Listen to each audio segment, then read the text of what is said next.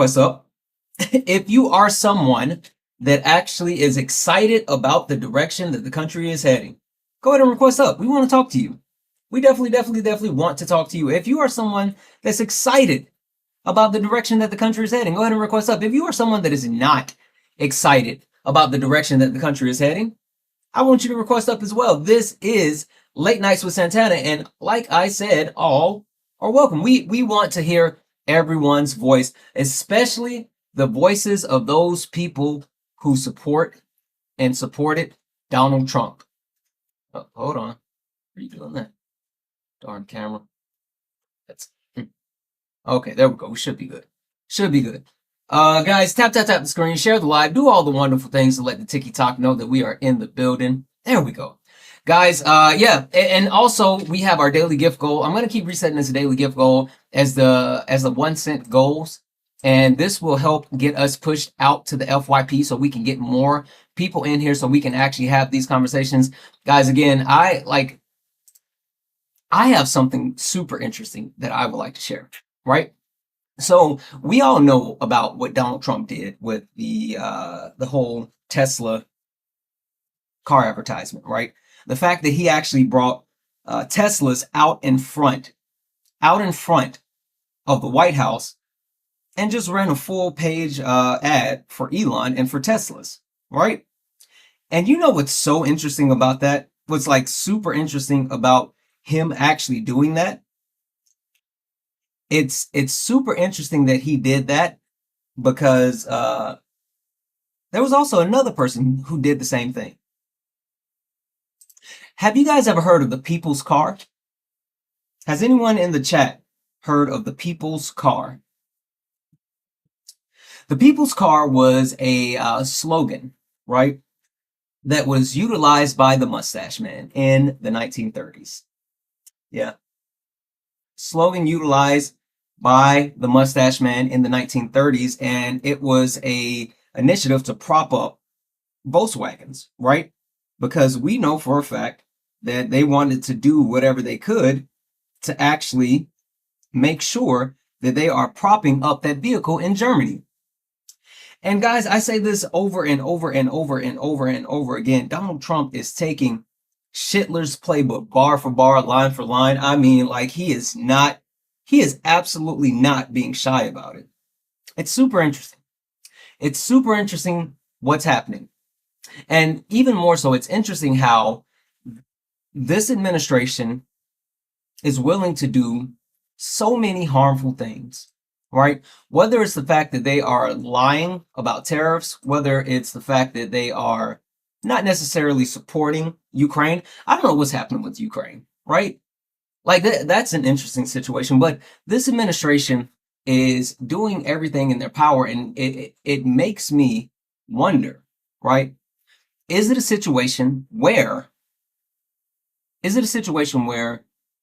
these things are intentional, or is it a situation where we just have the dumbest people running our government? And maybe I'm an optimist, right? Maybe I am someone who looks at things with rose-colored glasses, right? Someone who wants to see the best in people, even in the worst people, even in the worst administration, right?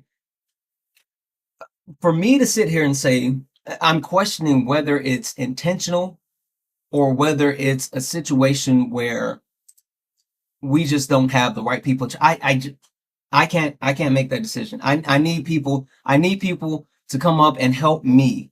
So again, if you are interested in joining the panel, go ahead and request up. If you are interested in actually getting on the panel and joining the conversation, all are welcome. If you are someone that's excited, if you're excited about the direction that this country is heading, go ahead and request up. We have a spot for you.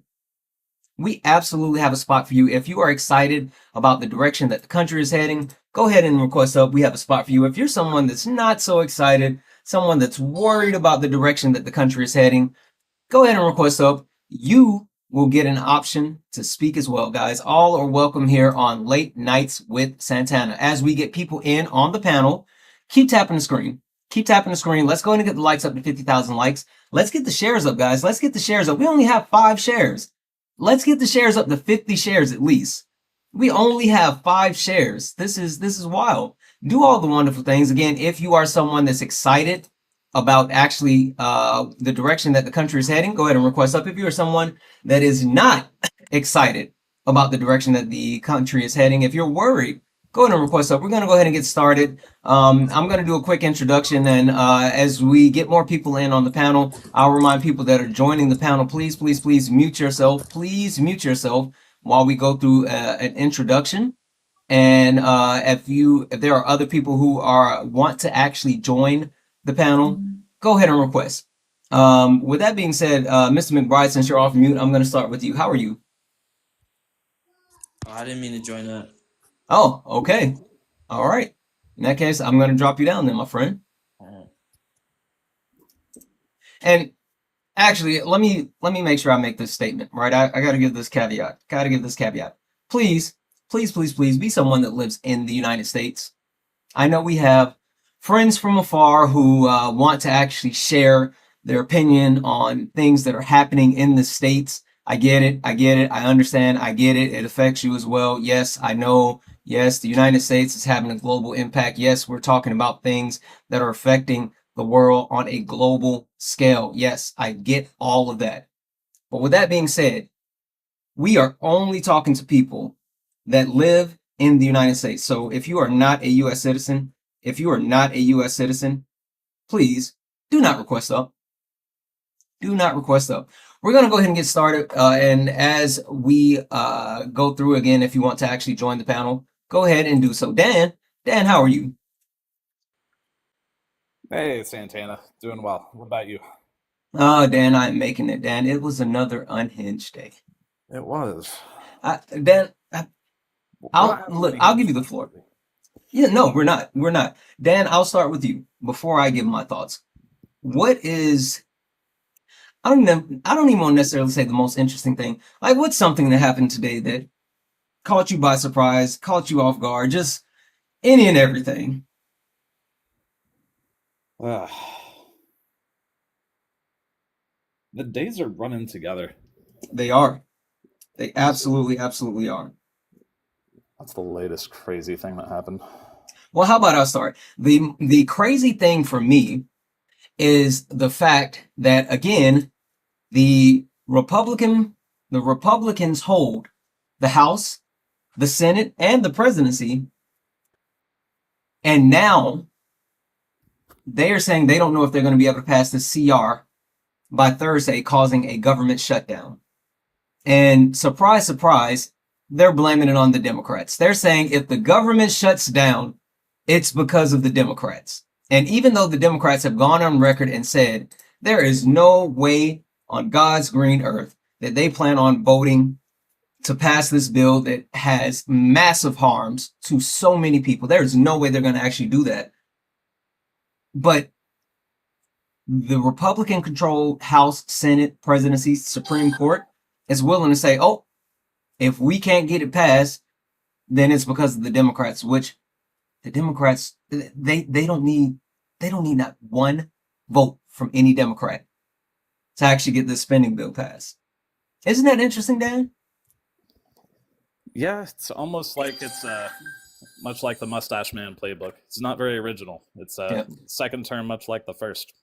Not getting anything done. I will say the most wild thing that happened to me today was a Trump supporter was trying to say that the price of eggs was lower now. Oh, it hit a record high today. Did you see that? Yeah. Yeah. It's the opposite of what happens. Yeah. It's just not true. No, not at all. Not at all. And I think that I think it's interesting that you know what? So the new term that a lot of people are using, and I think it's apropos, but it's gaslighting, right? Mm-hmm. Right. And I feel like we're all being gaslit. We're being gaslit. Right. There's no way, because they're telling us like, oh, the economy, the stock market, yeah, it needs to come down some. That's what's happening. The stock market needs to come down some. That's why it's on a decline the way it is. And then they're also saying, oh, tariffs are actually tax cuts. They're savings. They're savings. I don't know if they think that we're just really going to accept everything that they say, or they think that we're just stupid. I am so confused. I am so confused. Anyway, let's introduce the other people on the panel real quick. Daisy, how are you? Hi, I'm good. How are you? Wonderful, wonderful. Daisy, are you someone that's excited about the direction that the country is heading under this new Trump administration? Absolutely not. I get more depressed every day. Ooh, okay. I'm sorry to hear that, my friend. All right, give me a moment here. Jillian, how are you? I'm doing good. How are you doing? Wonderful, wonderful. Jillian, are you someone that's excited about the direction that the country is heading under this Trump administration? Absolutely not. Okay. All right. Perfect. Well, we're going to go ahead and get started here, guys. Again, we have space left on the panel, and I would absolutely love to get some people up here that are excited about the direction that this country is heading under this Trump administration. Guys, this is Late Nights with Santana. This is a panel discussion where everyone is more than welcome, and we will have these conversations. So if you are someone that is not so excited about the direction, what up, Alina? The direction that the country is heading, then go ahead and request up. If you're somebody that is excited, go ahead and request up. Again, all are welcome. Let's introduce the other two new people on the panel. Let's go here, since you're already off mute. What is that? Resting 47? Oh, hey, or resisting. It's resisting. Yeah, sorry. No, you're good. Just a quick note. Just want to make it clear that on the continuing resolution, They need 60. Yeah. 60. So Yeah. contact your senators and tell them vote no. I would rather shut down than let them pass this garbage. And you can drop me back down. Okay, perfect. I'm going to go ahead and drop you down. Thank you. All right, guys. Again, if you are someone that actually wants to join the panel, if you're someone that's excited about the direction that the country is heading, if you are excited about the direction that the country is heading, go ahead and request up. If you're someone that is, or actually, let's do this because I see we got a, let's do this. Yellow chick, Yellow, how are you? Hey Santana, what's up? I have a question for you. Sure. Are you excited about the direction that this country is heading under this new Trump administration? I am not excited about it, but I am enjoying the FAFO. Ooh, it's a lot. It's a lot. It absolutely is a lot. Perfect. Give me 1 second here. Hey, mute me. I can't, for some reason, I don't have the option on my end. Yeah, it changed. You have to actually touch your profile picture on your screen and then hit the mute button. But let's go ahead and do your introduction real quick. Dre Road, how are you this evening? I'm doing okay. It is great to see you again. Likewise, my friend. Brother Santana. I am not at all excited about where in the direction this country is headed. Not at all. I like echo what the other young lady said. It's quite depressing. Quite depressing. And, it is interesting. We are in an interesting time for sure. Okay, all right. So let's do this. I'm gonna go ahead and mute you. So guys, what I'm gonna do, I know that we have more people in the box. I think we have friendlies in the box and people that are not excited about the direction that the country is heading. So as of right now, we're gonna hold these 3 spots open on the panel. If you are someone that is actually excited about the direction that the country is heading, please go ahead and request up. We are going to wait. So as of right now, if you are in the box and you are someone that is not excited, please just drop out for me for a moment. Let's see. We want to get some people who are excited about the direction that the country is heading on the panel before we add anyone else. That way we can have a little bit of balance so we can actually have these conversations. We don't want to be in a situation where it's just, an echo chamber or whatever the case may be. So with that being said, guys, keep tapping the screen. Let's go ahead and get the likes up to 50,000 likes. Let's get the shares up as well. Let's get the shares up to 100 shares. Let's get the shares up to 100 shares. Tap the screen. Also, if we can knock out these little heart fingers, it will help boost the live, get us out to the FYP, and also send your daily heart me if you have not done so. Now, with that being said, I want to go ahead and just cover a couple of quick things for the people on the panel. I just want you guys to be mindful. Please, please, please use TikTok friendly language. What does that mean? Make sure that you are saying words that will not only protect your live, but also protect the live. And what do I mean by that? I would like for you to use words like unalive, AB, mustache man, C19, smurder, those types of words that are TikTok friendly. And I do want to remind everyone on the panel that here on Late Nights, we are a safe and friendly community. Here on the platform, period, I mean. Safe and friendly community. What does that mean? That means that we don't deal with any of the isms, racism, sexism, classism. We don't do any of the phobias, homophobia, transphobia, none of that. We don't play that on the panel nor in the chat. So if you are in the chat and you are participating in that, you will get muted and blocked. We do not play those type of games. And also, I kind of want to detour just for a half a second, right? Misogyny. Yes, misogyny. And that actually goes to the point that I was getting ready to get to. I think lately here there's been a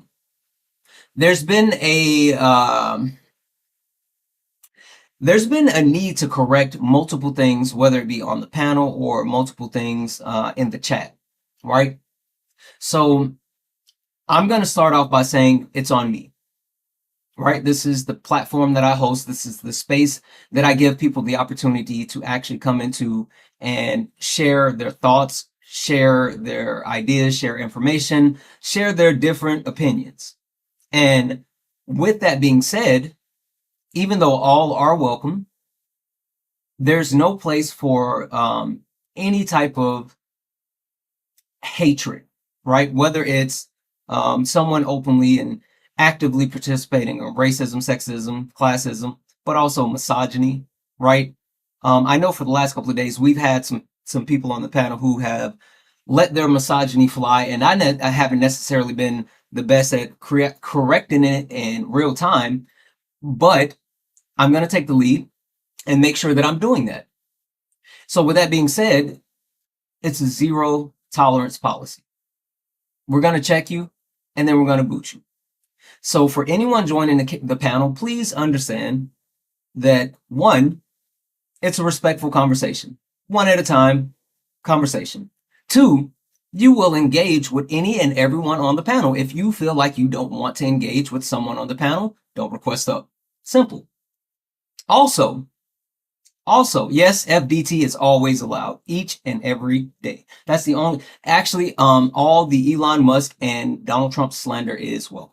But also, chat. I think this is a conversation that we need to have as well, because as far as the chat, as far as everyday people who watch, everyday supporters, you guys, you come in here, you watch, you tap the screen, you share the live, you donate. I appreciate every single thing that you guys do. I love you. I am happy and proud that you're a part of our community. But with that being said, there's been multiple times when the chat is either being told by the mods or someone has to come up on the panel saying, hey, we need you guys to cool it out, right? Whether it's people putting raccoon emojis, right? Or whether it's people saying hateful things to people that's in and outside of our community. So I just want to make sure that I remind everybody here, when I say that on Late Nights, we are very mindful, very QC, very demure, that's not just for the people on the panel. That's for the chat as well. All right. So chat, I'm serious. I need everyone to check yourselves at the door. There's nothing wrong with having fun. There's nothing wrong with grilling people. There's nothing wrong with sharing your opinion. But this will not be a space where we attack people, where we allow any type of open hatred. We're just not going to do it. And again, it starts with me. It starts with me making sure that I am correcting those things in real time and setting the right example. And I just want to make sure that here we are able to actually all enjoy ourselves. With that being said, I love you guys, and we're going to go ahead and get into it. I know that there are a few people left in the box. I am looking for people that are excited about the direction that the country is heading. If you are excited about the direction that the country is heading, go ahead and request up. I see a few people who I know are friendlies. Friendlies, if you could, as of right now, just for right now, just until we can balance out this panel a little bit more. If you are someone that's not excited, please, please, please remove your request. Just for right now, you guys can request to come back up. But if you are somebody, I got you free. You know you can come back up. I got you free. If you are someone that is a friendly and someone that is actually that is not excited about the direction that the country is heading, go ahead and withdraw your request. I am looking for people that okay. All right. We're gonna go ahead and get you in. We're gonna go ahead and get you in. Mr. Mikey. Yes, sir. Hello, Santana. Hello, hello. You said you are excited about the direction that the country is heading. Yeah, I think we saw. So my main reason for saying that is I think we saw this coming. Yeah, 2 years ago, right? We saw the direction in terms of the downward direction of the economy. Wait. Hold Prices, on. inflation. Mr. Mikey, are you Yeah. someone that supports this administration? Yes. And you voted for Trump? Yes. Okay. I just wanted to make sure. Yeah. Just wanted to make sure. Okay. Yeah, of course. I apologize. Go ahead. No, you're good. Yeah, so I think we saw this coming. When I'm not an economist, I try to look at the numbers and the charts just because I do invest in the stock market and stuff like that. So I think we saw that. I think all the indicators were showing that there was going to be another .com boom, right? Like you remember when the .com boom, and then and then you had the housing bubble, and that's essentially what happened over the last 2 years. And I feel like the trends were there, and you can't tell me that these big corporations did not see this coming. They just didn't know what to do about it. So we saw this coming. Okay, fair. All right, hold tight for me just a second. Jimmy.com, I'm sending you a request to come off mute. Jimmy.com, are you there? Jimmy.com, I sent you a request to come off of mute. Jimmy.com going once. Jimmy.com going twice. Jimmy, I'm going to drop you down, and if you would like, you can definitely request back up. Fuzzwinkle,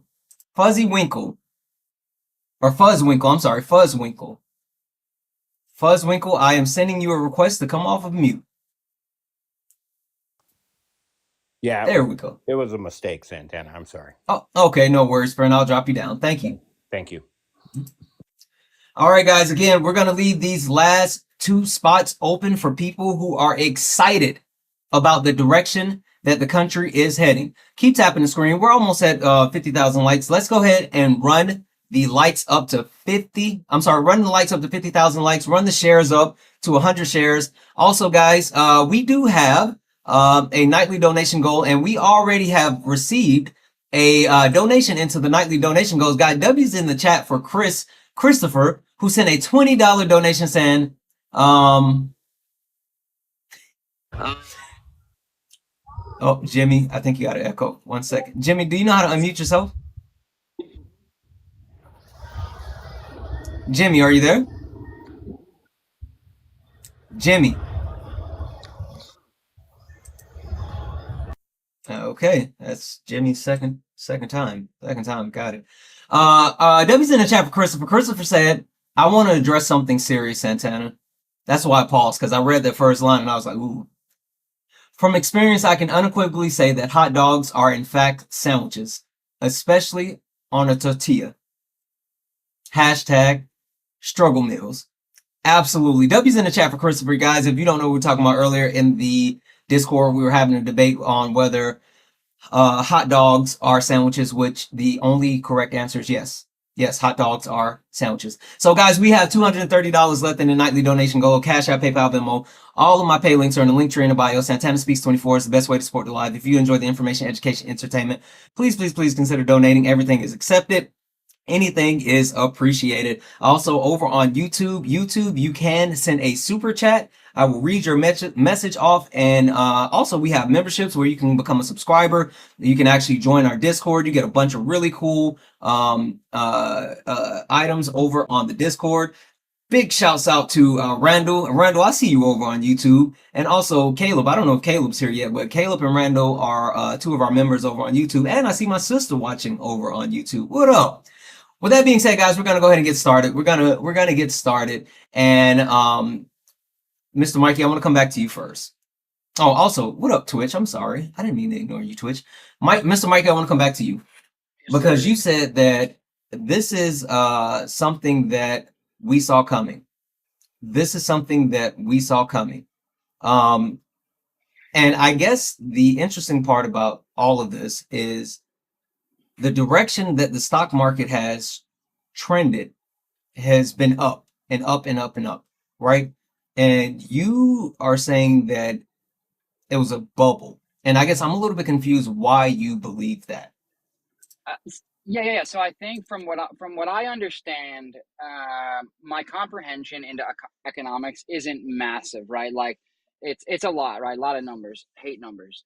Love numbers. And just FYI, just an FYI, my minor for my undergrad degree is in economics, so got some information. Go ahead. All right, cool. So it would appear that, and correct me if I'm wrong, part of how we get to the GDP or what affects what the GDP looks like is government investments, right? Government spending, government investment, right? Yeah, it's multifaceted. Yeah. Right. And obviously there's a lot of part, but part of that is government hold spending. on one second. I'm sorry. Yeah, no, you're good. You said YouTube, do I have an echo? They're saying that I have an echo over on YouTube. And also, is it just me? Can someone can you guys jump over on, no, not for you. Can someone let me know, is there, no, not on TikTok, on YouTube specifically. YouTube, is there an echo over on YouTube? No? Okay. All right. I'm sorry. Go ahead, Mr. Mikey. Yeah. So it seemed like, and I'll give an example, right? So during the Biden administration, right, there was that push to hire 80,000 IRS agents, right? So like government. You understand why though, right? Yeah. I mean, they wanted to go after people that haven't been paying taxes, right, and corporations. That's and not true, friend. So I don't know what else you would hire 80,000 IRS agents for. Yeah, it's because it's a normal circulation of federal workers, right? So yes, there was an increase as well. And also it is, yeah, Hawk called it out. It wasn't just agents, but yeah, the actual point of it was over the time we need more federal workers to replace the ones that are currently in place. And we were actually getting to a point where there weren't the people that were getting ready to retire, there wasn't enough backfill to actually have those people in place. So there was a massive effort to make sure that those people were in place so we can continue to actually support the IRS at the levels that they've been at. So yes, it was some actual addition, but for the most part, it was mainly to combat attrition. And Santana, is that kind of like how with undocumented immigrants, there's 11 million of them around about now, same as 4 years ago, there's 11 million. Even though the numbers change, sometimes they come in, sometimes they come out. Sometimes IRS people, they get hired, sometimes they got to get rehired. Yeah, you know what? I think that it's a little bit when you talk about like government workers or any type of government, it's a little bit different because with them, it's more of a situation where a lot of people stay in those jobs for such a long time. And with them being in those jobs for such a long time, they don't really open up. And then you see these hives or rows of people actually starting to retire around the same time because it's, it's such a set position. So I think that's more so what it is as well. Also, welcome in, Parker Raid. What up, Parker Raid? Welcome in, guys. As you get in, tap the screen. Let's get the likes up to 100,000 likes. Let's get the shares up to 200 shares. Also, if we can knock out this daily live goal and help boost the live, that would be awesome. Last but not least, we do have a nightly donation goal of $250. We have $230 left in the nightly donation goal. Cash App, PayPal, Venmo. All the pay links are in the link tree in the bio. Santana Speaks 24 is the best way to actually support the live. If you enjoy the information, education, entertainment, please consider donating. Everything's accepted. Anything's appreciated. I see people in the box.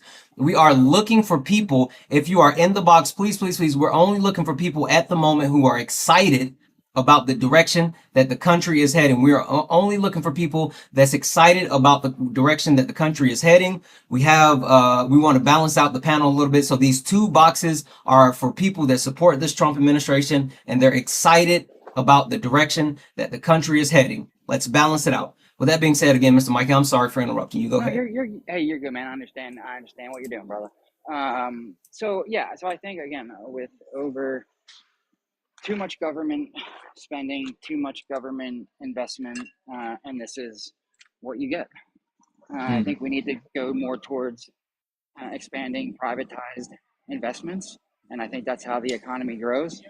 And again, I think we just saw this coming. We saw a recession coming. I think we were already in one months ago, right? I think we saw it coming. Okay. Hold tight for a second. Dan, Dan, do you know how like a bubble works and also recession? I believe, at least with the recession, typically you need like 2 consecutive quarters of negative GDP growth, but there's a whole bunch of different indicators that different economists decide. It's a little bit up in the air. Got it. What about a bubble? Do you understand what would kind of dictate us being on like the dot-com bubble or the housing bubble or things like that? My guess would be there's probably a lot of volatility that is kind of about to happen. More or less, things are really, really overvalued. Kind of like, say, some Tesla stock. Yeah. It's actually propping something up more so where that actual prop is kind of inflated and it's something that can't be sustained. So like I understand kind of what Mr. Mikey was saying, but I don't think that you could say the stock market has a bubble.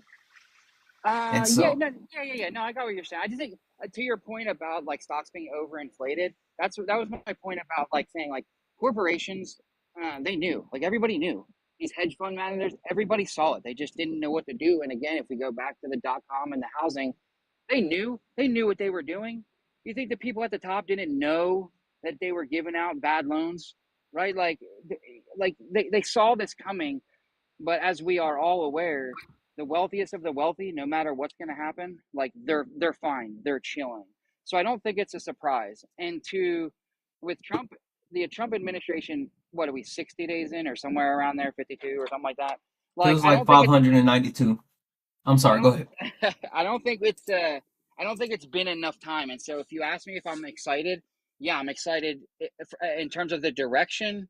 Yeah, because it's been 55 days or whatever it's been that he's been, right? So like, okay, he's talking a big game. He's saying that tariffs is the way we're going to go, right? Now, do I like this whole back and forth? No, not really. But like, thank you for the hot air balloon. we got, I don't think it's been enough time. At the end of the year, let's see where we're at. And if like, if we're not even trending in a positive direction, okay, then like, I think that's going to be bad for Trump. Yeah, that's interesting that you said we should give it time, and if we're not trending in the right direction, it's going to be bad for Trump. Actually, fun fact: Donald Trump's approval rating is actually lower than almost every other president at this time in their presidency, except one other president who had a lower approval rating than him. You want to guess who that was? At this particular point in time? And I'm so sorry, Santana, like the first part of your sentence, my phone cut out. Okay, yeah, no worries. No worries. I was saying, I said I think it's interesting that you're saying that we have to give him time, and then he's gonna have issues. And I said there's actually polling that came out to show that Donald Trump approval rating is actually the second lowest approval rating for any president in U.S. history since they tracked it, besides one other president.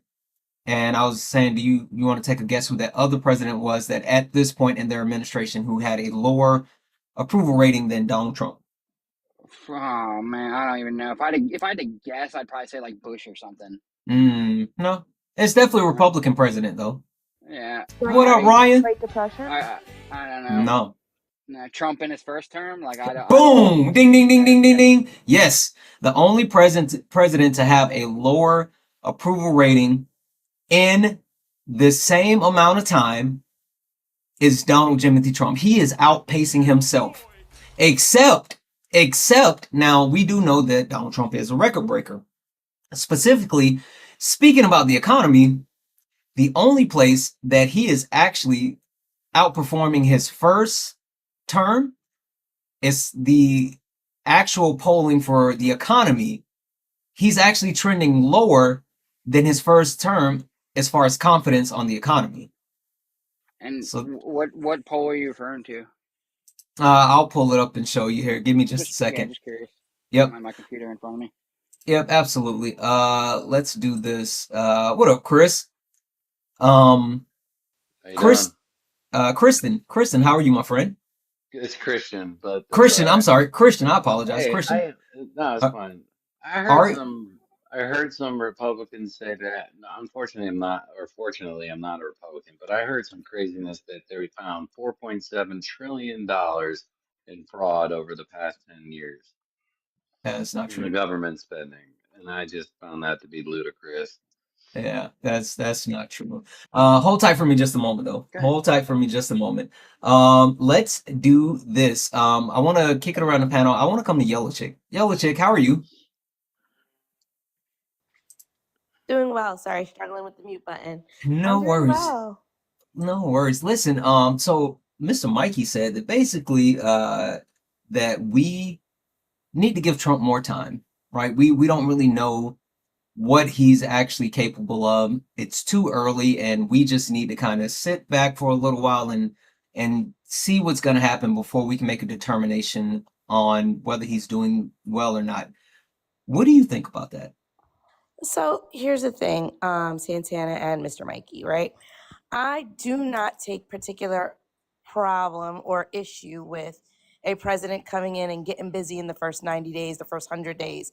Every single presidency starts about what are they doing in the first 100 days, right? Mm-hmm. So they all start out that way. Mm-hmm. My interest is if you're going to start removing things, why are we doing so without a clear written plan on what the replacement looks like?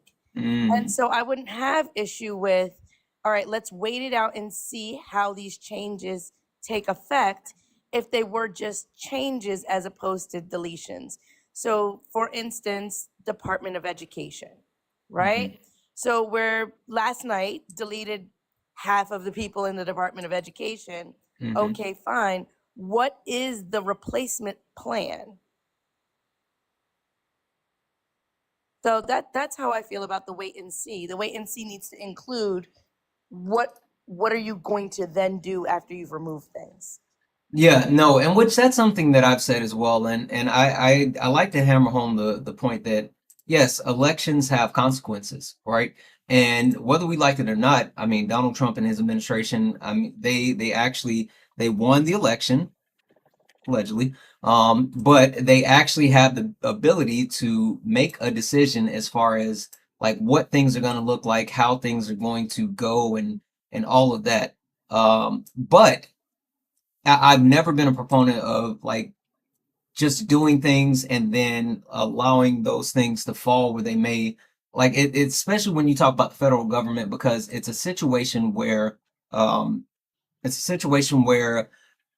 many people's lives are depending on it, and like you should have a plan. So I completely agree with you. Completely agree with you. Yeah. So if I can respond, sure, go right ahead. Yeah. So like with the Department of, I think the way I look at it is I think like Trump's decisions on how he's going to go about tariffs, right, and what he's doing there, that's going to impact his decision and what he wants to put forth on policy in terms of tax cuts, right? Like I don't think it's just like, all right, we're doing tariffs and it's just like everything's in its own lane. I think the decisions they make, for one thing, absolutely affect how they're going to, which way they're going to go on another thing. When it comes to the Department of Education, I mean, everything that I keep hearing is to give it back to the states. That's what it seems like the direction is. Whether you agree that's a good direction or a bad direction, it is a direction. So I don't know what the It's a argument is Hold there. on, hold on 1 second. Mikey, do you think that it's a good or a bad thing? Which one? Pick a side. Bad. I think. Oh, I'm sorry. I think it's good. The Department of Education being gone and giving it back to the states. Yeah, Oh, okay. Yellow chick. I'm sorry. Go ahead. give it back No. to the states. Sure. In giving it back to the states, right? In giving Department of Education back to the states. First of all, I hope that you are very much aware, right, that the states that have major cities in them, which tend to be blue, are the ones that are putting in more than they're taking out. All right. Meaning maybe New York, and this is a made up number. It is not the exact number. It's not the stat. This is just for presenting, Cool. an image, right? So I want to make clear that I'm not giving the real actual number. So take, for instance, New York probably puts in $3 and takes back out $1. Whereas many of these other states, like let's say Alabama, puts in $1 and takes out $3. How will children in Alabama afford college?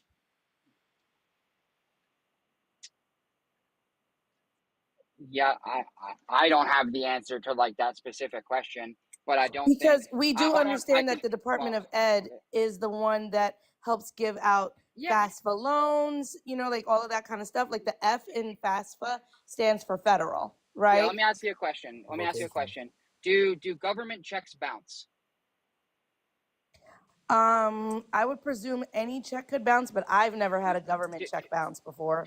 is there a limit credit cards? Like, no, there's not. They don't bounce, right? And my point is that is why universities and colleges are so high, is because they know they're going to get the money, right? The money's coming to them, and it's going to be on the students and on these young kids to have to pay it back. The universities, they got that money, right? And that's Mm, why education continues to increase when you get the government I out don't of it think and so. you I think it was a concerted effort by Ronald Reagan and the Republican Party because people of color were getting educated at a clip that they didn't think was acceptable, and so it was a whole initiative to actually make higher learning costs. Yes, education in the country used to be free, but now it's not. And even more than that, this Trump administration, not only have they attacked the Department of Education, but they're rolling back student protections where there's going to be more predatory loans allowed. So it's multifaceted as far as the attack on education. Also, let me just call this out real quick. Guys, W's in the chat for I think it's pronounced Ayana. Ayana sent a 99 cent super chat over on YouTube. Thank you so much for that 99 cent super chat over on YouTube, Ayana. And if you're on YouTube, like the live. Thank you so much. I'm sorry. Go ahead, Yellow Chick. No, I'm there on that, because if I had anything else, I'd be moving away from the education. So I don't want to like take up all the time on the panel. Because Okay. I've got some other things as we move around on other topics on where our country is heading. Okay. All right. Perfect. Yeah, Let's do. I was going to ask you, could I chime in on the point that Yellow Chick and Mikey are talking about? Sure. Go right ahead. I 2 years ago I was a student in undergrad. I earned my bachelor's degree in history, right? And I can tell you that because of the Department of Education, I was able to obtain my bachelor's degree. I currently have 2 college degrees under my name, and I can tell you that because of the Department of Education, I was able to obtain those 2 degrees. What did they do? What did they do that allow? So what did they do to allow you to do that? They gave me the financial aid to be able to afford to pay for my courses that needed to pursue those degrees. Right. And so what I'm saying is that if you allow the lending to go back to the private sector lending, right, where there can be more competition, I think what you would see You is mean more predatory well, loan? you're assuming that, right? You don't know that. I'm not. No. I'm not assuming. That's the thing. Well, I'm not. Hold on. I'm not saying that there isn't that. Oh, Right. okay. I'm not saying that You're saying that I'm assuming that there's going to be more than there that already there's is. Okay. Yeah. You're assuming Okay, that that's fair. if if we That's go fair. back to that, then automatic. We don't know, right? That's the thing, right? We don't know. But if we keep going down this direction, what we do see is reading levels going down, math levels going down, people not graduating, schools getting worse. Like it's not getting better. And so I am of the perspective, let's try something different. Even if in 2025, maybe we bring back something that somebody tried that could have been good, but they completely failed because they didn't implement it in the right way, right? Like the Department of Education isn't doing a good Santana, may job, Well, I and I jump think in that's real clear. quick? yeah. But 1 second, let me clear this up. Mr. Mikey Boo, you said the Department of Education is not doing good. Why? Can you substantiate that thought for me as far as why you think that it's not doing good, and then we're gonna pass it around the panel. The first thing that comes to mind is the cost of education and the cost of loans, and I think the universities and colleges increasing their cost is directly related to they know that government check is not going to bounce. And Right. I think that is terrible for our young people. Wait. I hear what you're saying, right? In cost, yeah, I can agree. Cost is too high for higher education. But when we talk about, K through 12, right? I mean, they're going to be massively affected by shutting down their Department of Education. And money aside, like what else? Because I've heard a lot of people say, "Oh, we need to get rid of the Department of Education," but like, why are you saying that it's bad? Let's say money is not the number one issue. What else? Yeah. I don't think they're implementing like the correct um like um uh, um I don't know how to articulate like course like because I know they have a lot of control and when it comes to like how the school or standards and stuff like that. I know they do a lot of funding with different You're with being people on the vague, friend. spectrum. Like I know they get a lot of grants. You're Can I being respond vague, to this, friend. please? I'm yes, I am. I'm gonna let you, but give me a second. Give me a second. You're being Well, vague, and Mr. Mike, I'm trying to get you to say something specific because I kind of feel like I well, know where you're going, but I need you to actually say it with your chest. I don't. Yeah, I don't know. I don't. I can't read your mind, so I don't know what you want me to say. Like, yeah, I don't know. Okay. I don't know what you think I'm Um. gonna say. Okay. All right. I'll leave it then. Priscilla, you wanted to No, actually say it something, was or me. that was Daisy. Daisy, I'm sorry. Real No, quick, no worries. just So I after want to Daisy, respond I to have Mr. something to say Mikey. too. Okay. So first off, only 10% of funding to the education is by the federal government. So to argue that we're wasting money or that our money isn't doing enough, it's not enough because we're not putting in enough money because we're restricted to that. So we're not taking over education in the part of the 10th Amendment where it's not reserved to the federal government. Second of all, we are not in charge of the curriculum, or the Department of Education does not design curriculum. The states decide that again because of the 10th Amendment. So to say that we're funding too much or we're getting too involved is simply not true because again, we only provide 10% of funding, and that too for children that come from minority areas, for low income families, for children with disabilities. That's where the majority of the funding is going to. It's going to programs that help those who are not getting equal access to education. So to say we want to cut that is saying that minorities won't get equal access, or people who are being discriminated against are not going to get equal access to education anymore. How do you know that? You don't know that. That's my I point. do Is know that you because do there are not know. stats about how many millions of people are getting funding from the federal education regarding low income No, no, or regarding minority districts, and the fact that there's only 10% of federal funding. So you can't just argue that we're funding too much when that simply is not true. but my whole point is, if we get rid of the Department of Education, you do not have any idea. You can make assumptions, right? You can make opinions about what you think what that might lead to, but you don't know. And what I'm saying is, let's get rid of it. If it doesn't, if it's a disaster, right? Guess what? More people are going to speak up, right? Hey, It's not Mr. like they're Mikey, quick question for you. Do you have kids? good. I do. Yeah, and they will What's not be going to public school. mm, okay. And I'm not well. So, Don't think I'm wealthy. Like I ain't wealthy at all. But right, why I don't hear you. you? Hold on 1 second. So you you're willing to gamble with other people kids' Yeah. education while knowing that your kids won't be affected by this experiment that you're proposing. Yeah, gamble with It's I'm children's making a lives is sacrifice. not exactly a Wait, great wait, wait. move. Hold on. Wait, you said you're making a sacrifice. So hold on. I'm making sacrifices in my life so that I don't have to send my child to public schools. Would I like Right, to be able to do that and not have to make these sacrifices? Absolutely, 100%. right. Unfortunately, that's not where we're at. I hear you, but you are speaking from a position of saying let's see if this works. Let's try this thing. And if it doesn't work, hey, in a couple of years, let's reverse it and do something better. All the while knowing that you technically don't have any skin in the game because thank you so much for the sub. Because if things, think that's probably horrible. meet We're you. just going. We're Hold doing on, the hold on. same old though. That's what we're Mm, doing. We're doing the same old every year, regardless of which president, Democrat, Republican. It's the same old, right? And like, I just don't understand why we're not on board with some massive change. We all agree there needs to be change. The problem is we, like, your side of the aisle, don't want to actually implement like real change. You just want to rework what's already there. We want to rework it, and I don't think that yeah. Mr. works anymore. I don't Oh, think Mikey, reworking okay. it does. Hold on. So let's do this.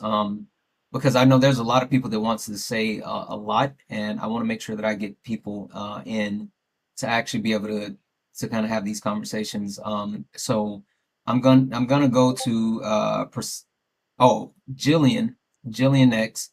And then I know Priscilla wanted to say something. I see Chris has his hand up in the chat. So we're gonna pass it around because I know there's quite a few people that want to add into this. Let me read these donations off real quick as well, and then we'll just move right around. So once I finish these donations, Jillian, you're gonna have the floor. Guys, W's in the chat for Jesse. Jesse sent a dollar donation. Said so. Spending money got us here. Didn't Trump sign more than double the debt related spending into law than Biden and Harris? Yes. Even if you remove C-19, he absolutely did. W's in the chat for Anna. Anna sent a $35 donation saying, keep up the great job. You're fantastic. Anna, you're fantastic. Thank you so much for that $35 donation. W's in the chat for Haley. Haley sent a dollar donation saying, is Mikey not aware that the department is what protects students with certain needs from discrimination? Yes. That's exactly true, Haley. You're 100% spot on. W's in the chat for the other Anna. Give me a second. W's in the chat for the other Anna, who sent a $5 donation saying, thank you for keeping on, keeping on, keeping on. You absolutely know it. Thank you so much for that donation. W's in the chat for Bridget. Bridget sent a dollar donation. W's in the chat. Yep. Yep. I already said that. Thank you so much. Thank you for the donation. I'm sorry. I apologize. Holy smokes. Holy crap on the cracker. I'm sorry. Wow. Um, okay. Guys, absolutely insane amounts of W's in the chat for Priscilla. Priscilla just sent $100 donation towards the nightly donation goal saying, oh, I'm choked up. Love your content. Holy smokes, Priscilla, you are absolutely insanely too kind. Wow, thank you so much for that donation. And also, guys, W's in the chat for Godzilla over on YouTube, who just sent a $4.99 super chat saying, Santana, facts, fire. You're absolutely right. Thank you so much for that donation. Guys, you all are freaking amazing. Thank you, thank you, thank you. Guys, we are like only $87 away from closing out our nightly donation goal, and we are just getting started. So yeah, if you guys want to support the live, Cash App, PayPal, Venmo, all the pay links are in the link tree in the bio. Santana Speaks 24 is the best way to support the live. Everything is accepted. Anything is appreciated. And you can definitely do super chats over on YouTube. So, Jillian, the floor is yours, friend.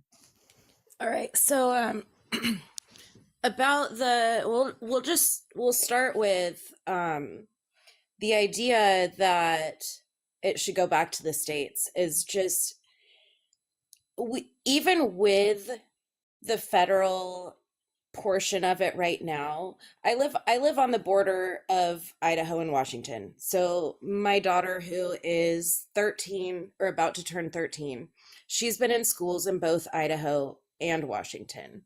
I don't have the exact numbers, but I know Idaho's level of success in school, like their however they rate schools, Idaho's very low. Washington's pretty high. And that's because of what the states put in, despite the money they're getting from the federal government. In Idaho, there's maybe a handful of small resources in the schools for disabilities, mental health, food programs, all sorts of different areas of this. Washington, you get a lot more of those programs. So if anything, we need to be putting more money towards these resources federally. And that's not even thinking about the fact that cutting programs like this, cutting the Department of Education, these other things they're trying to cut, aren't even going to pay for the tax cuts that are currently being discussed. Got it. Yeah, I think that's something that a lot of people take for granted, and it's I don't want to get too much into it because I want to let the rest of the panel actually speak on it. And I'm I phew, uh let's do this because let me just do this real quick. I'm sorry guys. I promise you this will be the last time I interrupt, but guys, massive W's in the chat from Meredith, who just sent a $2 donation towards the nightly donation goal, saying, for love it here, FDT. I love it that you love it here. Thank you so much for being here. You're absolutely amazing. W's in the chat for Hannah, who sent a $7 donation saying, I hope you're having a great day. I am. Thank you so much for that actual donation. You're amazing. W's in the chat for Christopher, who sent a $5 donation saying, as a native Idahoan, Idaho, is that how you say it? Idahoan? I can confirm that our school system is terrible and getting worse. W's in the chat for Christopher. W's in the chat for Haley, who sent a $1 donation saying, can you ask Mikey about Trump pausing funding to schools for school lunches and banks? Yeah, we were talking about that last night. We will get back into it because that goes into something that Jillian was just saying. So absolutely. But guys, massive, huge amount of massive W's in the chat for Gwen, who before any of those other donations came in, sent $88 to clear out the nightly donation goal, saying for keep educating people. Gwen, you are freaking amazing. Thank you so much for that donation. And W's in the chat for Belinda, who followed up and sent a $50 donation for the nightly goal, saying, so proud of you. Belinda, thank you so much. That makes me absolutely so happy. You guys are freaking awesome. Oh my God. Thank you. Okay, again, I'm going to get out of the way because there's a lot of people that want to speak, and I want to make sure that we get around the panel and be able to add something in. Next, Priscilla, the floor is yours, my friend.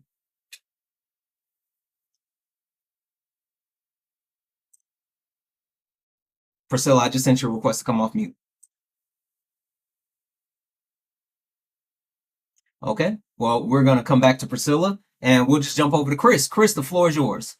Yeah, so I think it's relatively reckless, right, to even propose doing that for a preponderance of reasons. There's still a whole demographic of people that we didn't talk about, right?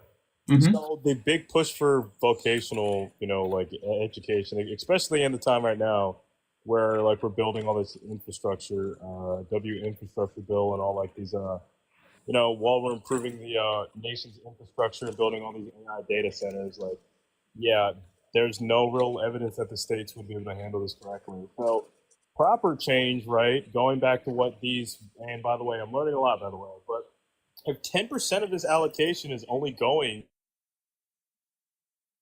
it only makes sense that the real sensible change would actually fund that department more, right? Because we're clearly seeing that like curriculums are handled at the state level and it's clearly not working. Secondly, right, you're acting like that we're dealing with a forward thinker. Donald Trump has a history of doing things and just not having the 5-year, 10-year plan behind it, right? For example, healthcare. Oh my gosh, ACA day one didn't happen. 8 years later, healthcare concept plan didn't happen. Number one. Number two, the tariffs, right? He had to sign the phase one agreement because he didn't quite think about how it's going to do long term. So I have no sufficient evidence that Trump's just going to be able to piecemeal something that's going to be up for sustainable change. That includes immigration as well. Where is the plan for long-term change? You are literally presuming that we're dealing with a intelligent forward thinker. That is not the reality that we live in. Talking about Yeah, Mr. Auto Sign Biden. Oh, is that who you were talking about? Because he was such a forward thinker. Gotcha. Yeah. So notice how, I mean, cool. So, yeah. So you voted for him, and you can't provide me that answer, and that's exactly what I thought you would say. Got it. Okay. All right. I Hold don't tight have one to say second. anything. You're literally trying to blame. You're literally. Oh, he's not a forward thinker. As if every proposal that that presidents have, like there's a way to get it done. As if they can make it happen with the stroke of a pen, I right? can No. give you an There's example. Wait. the House. Hold on for a second. Hold on for a second, guys. I do want to make sure that we actually respect the boundaries of the panel and let other people speak. Hold tight for a second, Chris. Mikey, finish your point, and then I want to make sure that we grab the other people on the panel. The point that I'm trying to make is we're acting like Trump is the only one in the last 30 years that like hasn't had good ideas or doesn't follow through on things. And that's the point I'm trying to make in terms of change, right? We all understand that we need massive reform in areas. And what I hear from the Democrat side is throw more money at it. I don't think throwing more money at it is the answer. Like that's been happening for decades and it hasn't gotten better. So you're going to tell me if we just throw a little bit more, it's going to get better? I just don't buy it. Okay. All right. Hold tight for me just a second. Priscilla, I see that you're off mute, and Yellow Chick, I'm coming to you after that as well. Priscilla, the floor is yours. Hi, how you doing? Good. Yourself? Love you, Santana. Oh, love you more. I'm a very young grandmother. Mm-hmm. I have 4 kids, 3 daughters, 1 son, 7 grandchildren, 3 granddaughters, 4 grandsons. I guess I don't know. I'm kind of excited to be up here, but I'm also kind of just trying to figure out a couple things. I think one of the things I want to know is what does everybody in the chat right now think about abortion? What do they think about God, AB. can I say that out loud? We want to say AB, but hold that thought just for a moment, because we are going to shift that. But I know there's a couple of people that want to actually speak on the education topic. But hold that just for a moment, okay? I'm going to come right back to you, okay? Okay, that's fine. Thank All you. right. Thank you. Yellow Chick, the floor is yours. I'm going to open with reiterating that there's nothing wrong with quote unquote massive change, but change implies that you are changing it to something, not massive deletes, which is what he's doing, right? So again, you want to play, let's try something different, let's do something different, and then say that education system is failing. However, the education system is not failing in every single state. So as opposed to disrupting the entire thing and stopping the money flow from the states that do need it, why not look at states like Massachusetts and then say, let's replicate what they're doing in Massachusetts all over the nation, because they are not failing in education, right? That would be an answer, right? The other part that I really did want to ask is this: when we talk about the removal of IEP, supplementary education components for kids that need that extra help, making sure that kids that can't afford food have access to free lunches and sometimes even free breakfasts, knowing that some of these children, this is the only meal that they get for the day, and things like that.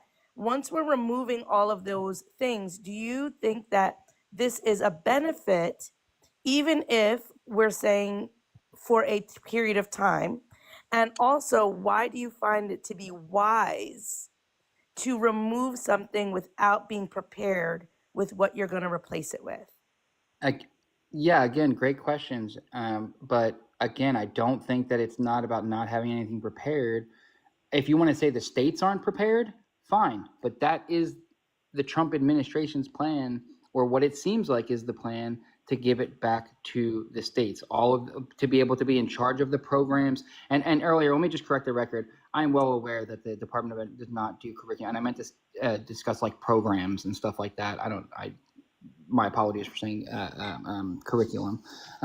But again, I think that is the plan, right? So you can agree or disagree that it's good or bad, but that is the direction, right? So Okay, obviously so you guys that's disagree. okay. So Mikey, that's not a plan, and I'm gonna land it up, and then I'll be quiet so somebody else can go. It is a plan. You just don't agree Okay, with let me it. finish.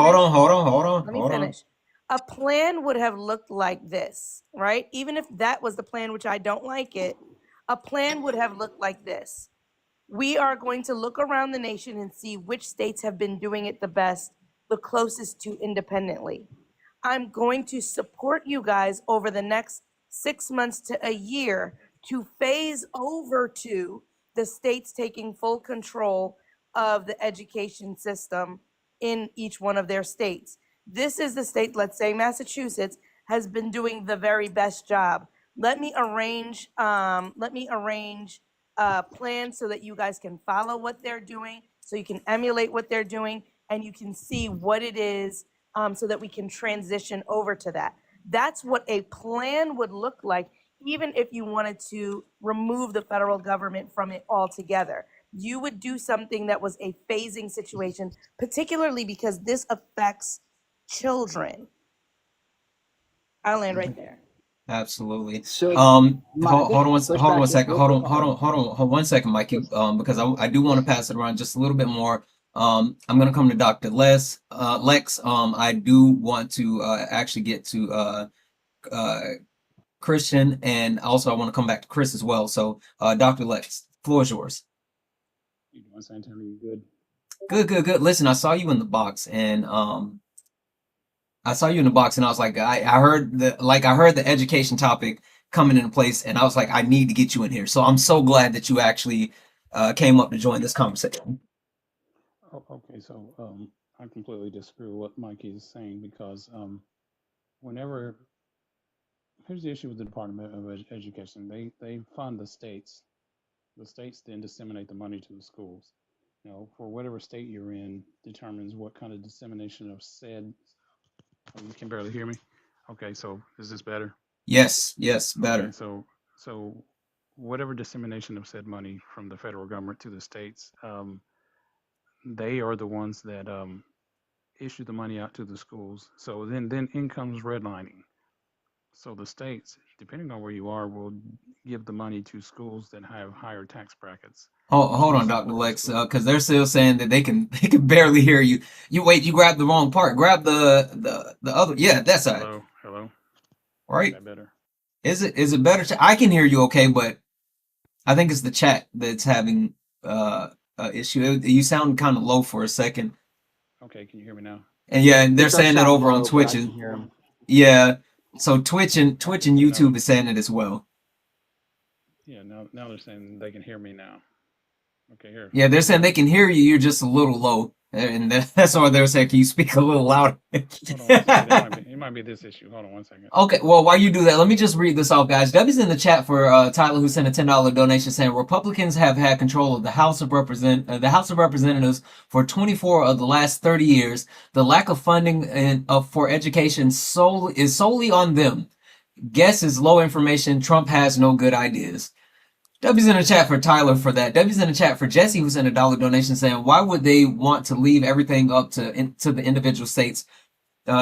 Is it so that they can wash their hands of the situation and say, not my problem? Is it it's the state's problem now? You know what? That absolutely sounds like something that would come out of that conversation. Also, W's in the chat for Haley, who sent a $1 donation, saying Mikey is going to sit back and fight against anything that makes sense just to advocate for Trump. I don't know if Mikey's going to do that, Haley. I'm not necessarily getting that vibe from him, but I do agree that this stance is a little bit, I don't know. Also, hey, Priscilla, friend, I'm going to drop you down just because I know this is like going around the actual conversation portion for education. And I know there's a couple other people in the box that want to have this, but I'm going to bring you back up. If you can hold tight for me, I'll bring you back up and we'll make sure to have that conversation around AB, okay?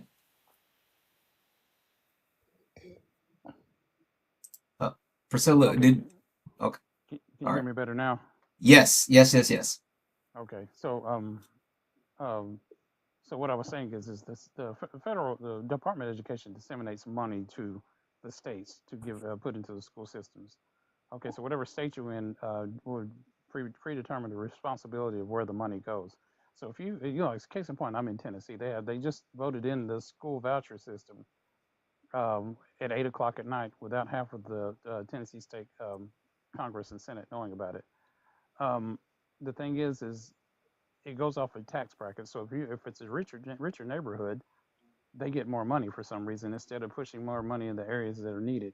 So the cancellation of the Department of Education, along with what they're about to do with free lunches and things like that, what's going to happen is these vouchers provide money for people to pay like $7,000 per year for a private school. When some of these private schools are $18,000, $20,000 a year. And what's going to happen is these kids that don't have money, where are they going to go?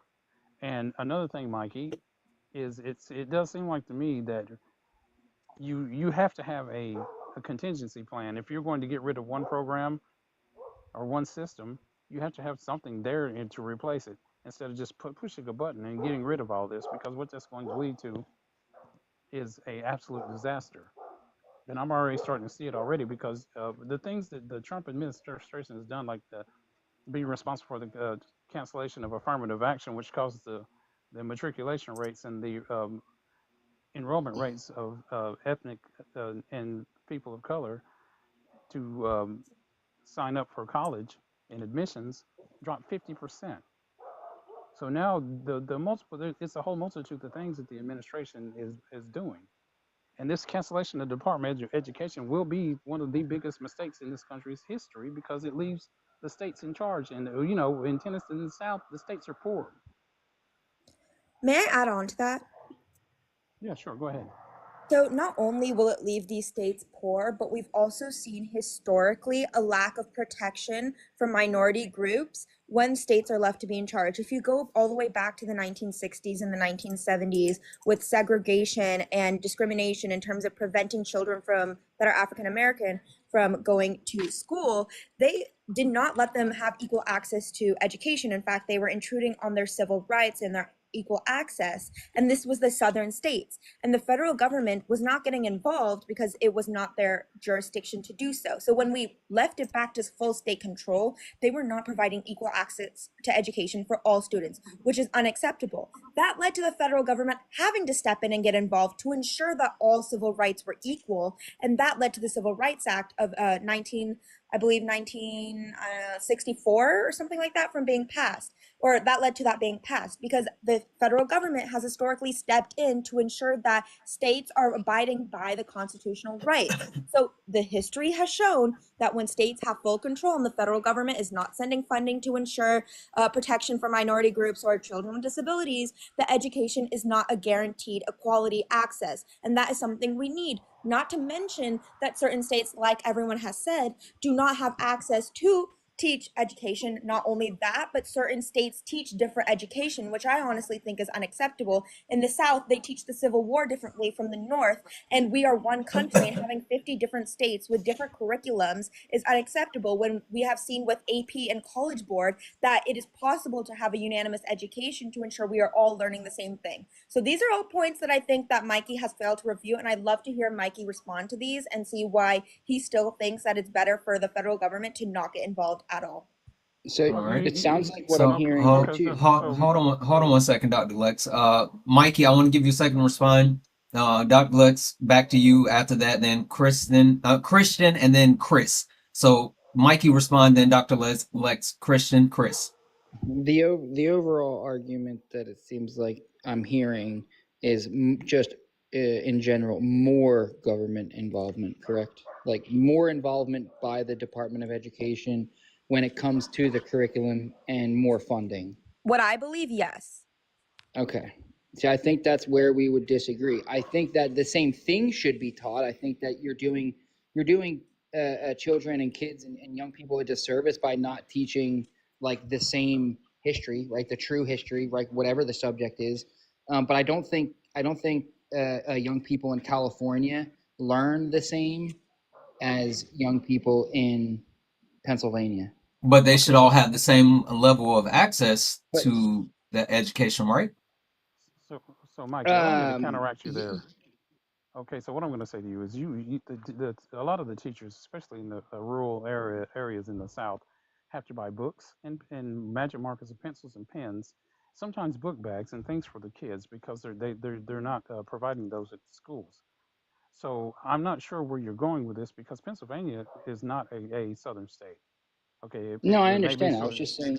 So what I'm saying here is that there are a lot of kids in the existing these communities that are poor, very poor, and they're going to school to eat. So if you very simply to cut it down to one thing, some of these kids go to school to eat. So when you start canceling these programs and defunding these schools, the teachers are underpaid, by the way. So the education is at a lower rate. The testing is different because of the lack of funding. And here we are canceling the one thing that could relegate some kind of discernment over what these states are doing. Is that what we're doing here, Mike? Without a plan? Oh, I don't know, but for what we got, when was it created? The department, 1978 or something like that. In the I know it was in the 70s. I think it was in the 70s. And so for what, 6 decades? Over the last 6 decades, education has gotten worse. And my argument is that is not true because it hasn't. So hold on, time out. Education isn't getting worse. I am 54 years old. Okay, I entered into school around the time that you're talking about. I entered into school as a kindergartner 15 years or so after desegregation. Now the thing is we had things provided for us. I don't know what has happened as of late, but with the introduction of the computer systems and things like that, you would figure that the matriculation rate from high school to college would increase. However, what's happening is these people aren't they don't have an overarching way to police the funding going into these states, especially in the South. And I think that these kids are being robbed of a proper education by simply reallocating these funds into different things. Because case in point, where I am in East Tennessee, there's a county near me that received $6 million from the Biden administration for poor and underserved children in that area, and they took that money and used it for part of building a jail. And those are Republicans, by the way. I digress. Absolutely. Listen, let's do this. I want to swing it around for a second. Oh, Chris is gone. Christian, the floor is yours. All right, thank you. Brilliant points by the last few people. Mike, you expressed interest in doing something different or running an extreme experiment, but there have been experiments like the other women have mentioned in other states, other countries, where you could look at those and all those overarchingly, the biggest point is funding. Um, Private schools are always going to be a step ahead, and but we're leaving people behind that are in poor schools or poor states that have just as much intelligence and potential as others. And I think it's a disgrace that we're leaving them behind. I mean, Oh, you could look, I'm you sorry. could look at Hold on one like, second, Christian. Hold on one second, sure. Christian. Mr. Mikey, one other quick question for you, and I think this is actually going to help Christian's point. Mr. Mikey, what state are you in? I am currently live in Texas, but only for the last 8 years or so. I grew up in Philadelphia. Okay. So, all right. Never mind. I'm sorry. Okay, go ahead. Yeah, I I'm lived sorry, in Christian. Go Philadelphia ahead. for like the first Okay, 29 Okay. years of my life. Mike, hmm what do professors at Harvard make, and why do they get paid so much money? Because they're great at what they do and they give great education. Thank you for the Now you mic. go to your local community college, And those same professors that are trying to do good are getting paid a fifth of the money, if not less. And obviously, then you see the results. I mean, like the lady said, I mean, just look at Washington, for instance, or go look at Germany's program. Their belief is that they pay the teachers higher money, they get better quality teachers. Well, I think That poor then universities. So matriculates down. hold on, time out. Mhm. You're. Are we talking about? So at first I thought we were talking about like K through 12th grade, right? If we Yes, want to talk about universities, right? Like it's just I an don't even example. understand. I'm not talking about. I'm just using it as an example. Private Okay, school yeah. teachers also make, like, I went to Notre Dame High School, private school. I was lucky. Unfortunately, for others, they weren't. But my teachers made double what they made at Ewing or Trenton High. I'd like to add on to that. I currently go to a private school, and the reason why is because my parents believed that the public schools that we live around would not provide an adequate education because they are underfunded. The district that I would have Correct. gone to has violence going on, they have drugs going on, and Brilliant. my parents. Rooks. Hey, Daisy, My question. How old are apologies. you? I'm 18. Oh, okay. What year were you born? I was born in 2007. God bless Okay, just had to. When in you. 2007? I was born in February. Okay, perfect. I'm sorry. Go ahead. But my point is because, as Christian was saying, because certain schools are underfunded or districts are not as valued, the drugs and the stuff that goes on in my district, my Bro, parents had to send me to a let's private school. the substance. You Sorry, got to substance. stop saying that word. My Okay. apologies. Yeah, I don't think these issues are so very easily black and white, simple, answers. You have to take some real effort and really digest these things. But again, a lot of places have done these small, different programs where you can look at the effectiveness of them, but they're ignored. And defunding, in no way, shape, or form can I see one example how that would possibly better our children, the education future of our country. Makes no sense. Sorry. Leave you the floor, Mike. Mr. Mikey? Yeah, again, I think we all agree there needs to be change, and the solutions we disagree on for the last 2 decades, 3 decades. Again, obviously, when the Department of Education was first started, and for maybe the first decade or two, you saw some real change. Let's get back to that, but that has not been what's happening because the government as a whole is massively corrupt.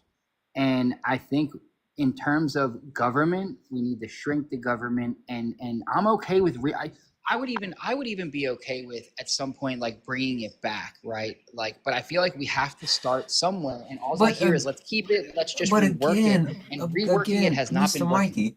But Mr. Mikey, that is, and I see like Hawk put it in the chat, and I completely agree. Like that's such a position of privilege because it's not something that's gonna directly affect you. Like, again, I'm not saying that there doesn't need to be something that happens, but like completely getting rid of the Department of Education without a proper plan, kind of like I think Daisy called it out earlier, but like having a transition plan, or maybe it was Yellow Chick, but having like a transition plan in order to make sure that it's something that's successful versus just watching it crash and burn. Like that is such a position of privilege for you to speak from.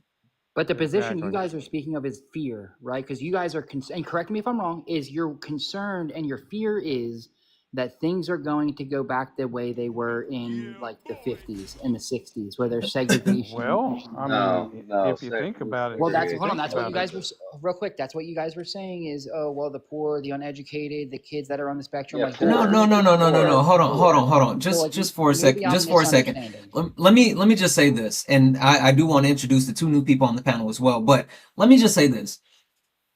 I come from, you live in Texas, right? So I know you know, but I come from a southern state in South Carolina where the education system is not on par with where I currently live now in Washington State.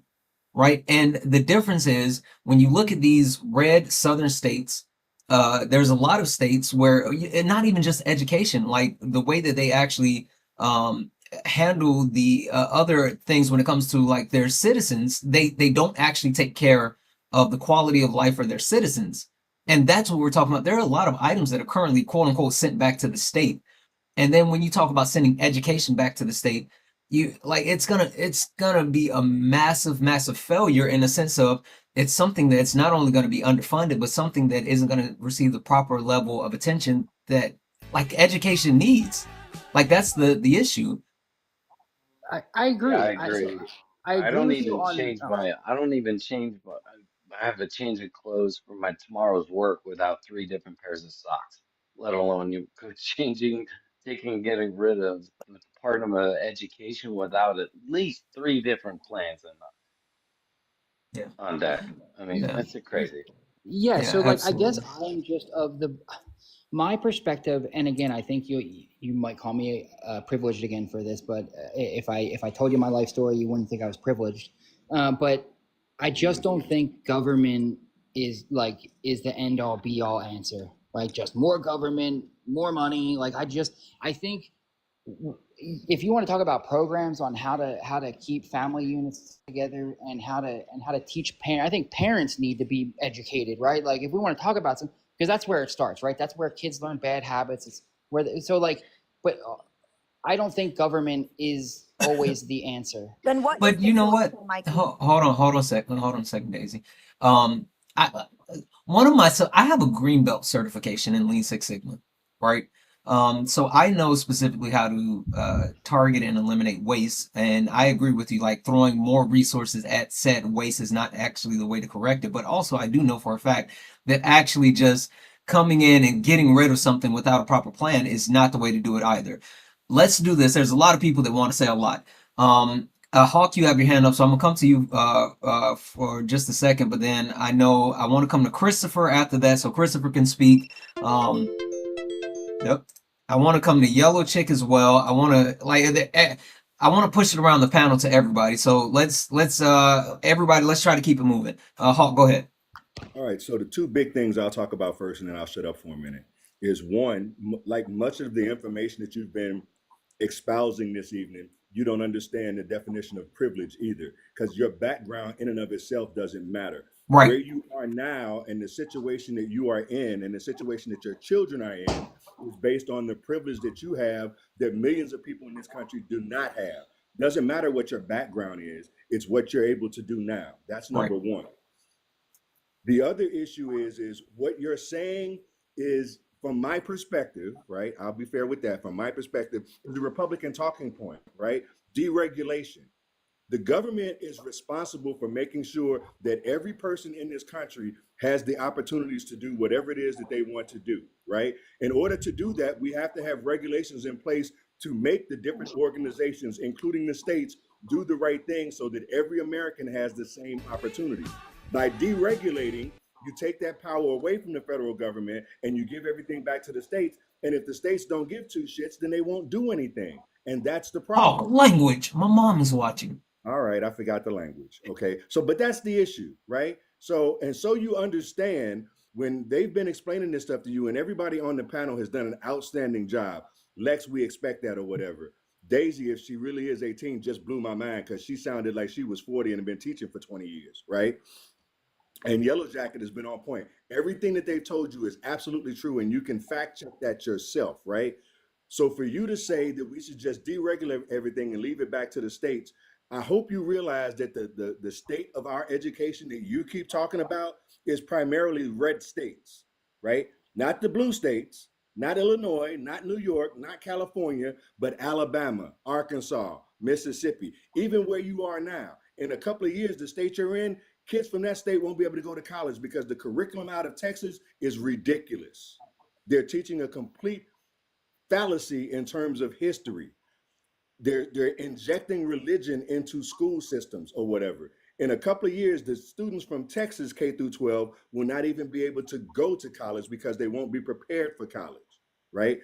Those are big things that you're just College isn't ignoring the all end of all that. be all. Say So that again? college isn't the end all. I don't. So it sounds like you're arguing like, and maybe you're not. I don't know. Again, my simple mind, I guess.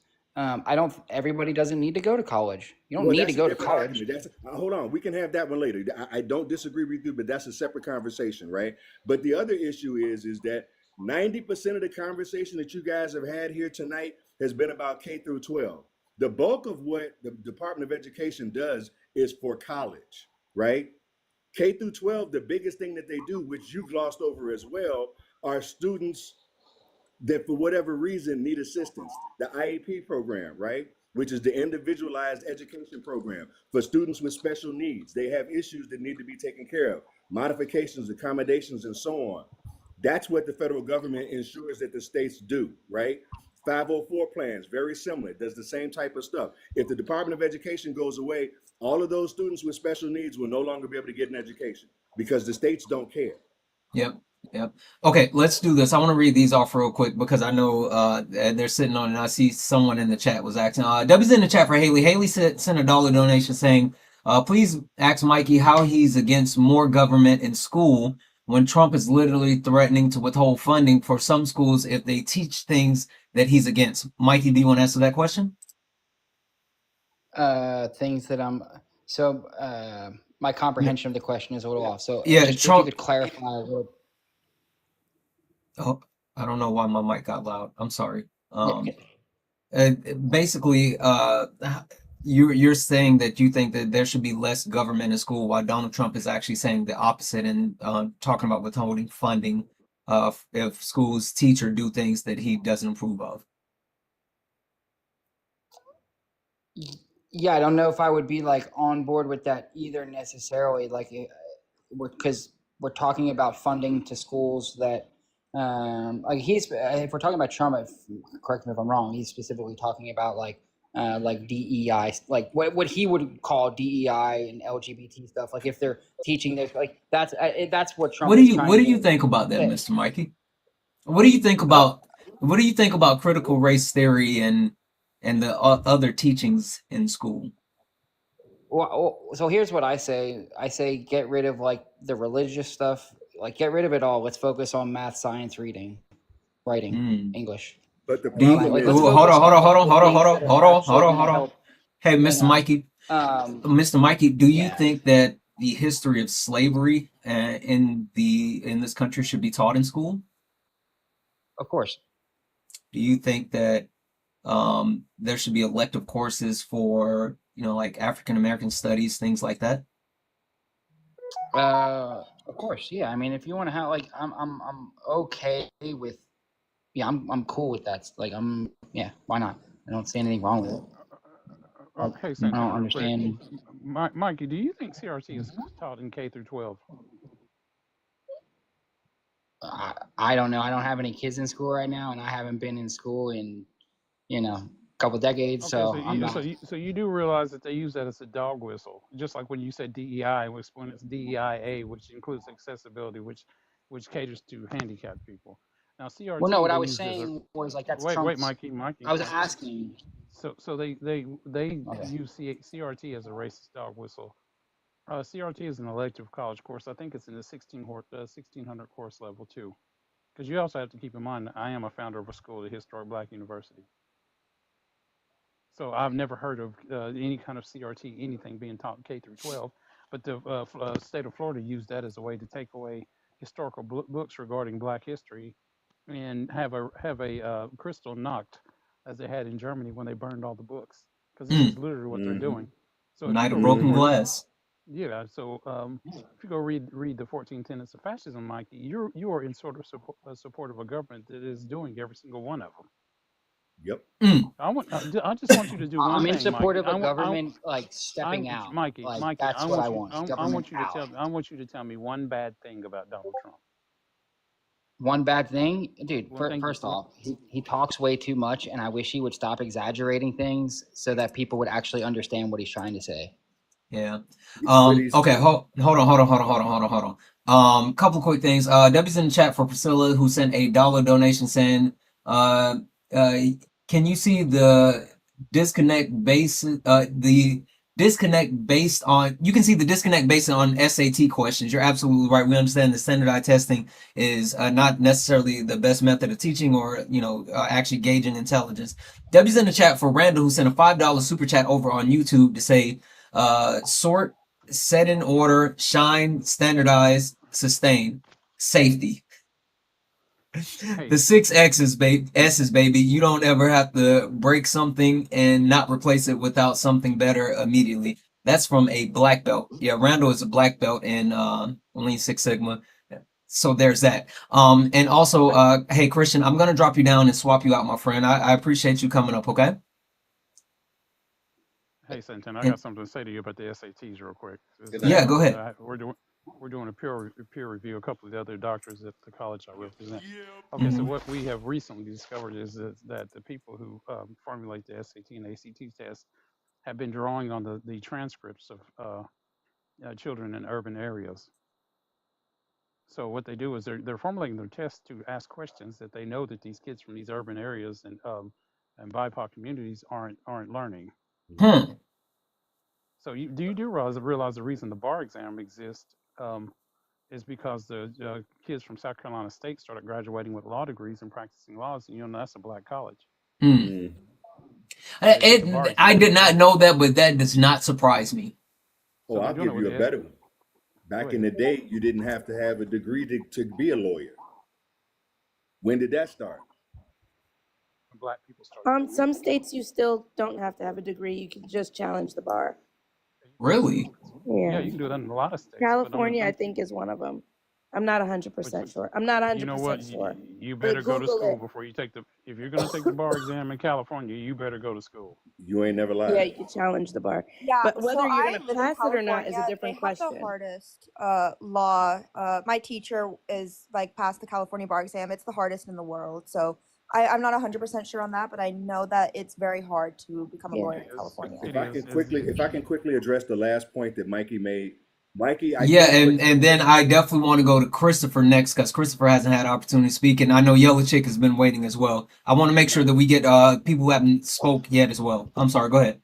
That's all right. So the part that you're missing, Mikey, it's not that the people that you voted for are somehow or another trying to shrink government. They're simply replacing the common sense stuff that the majority of Americans not only want but deserve with what they want, right?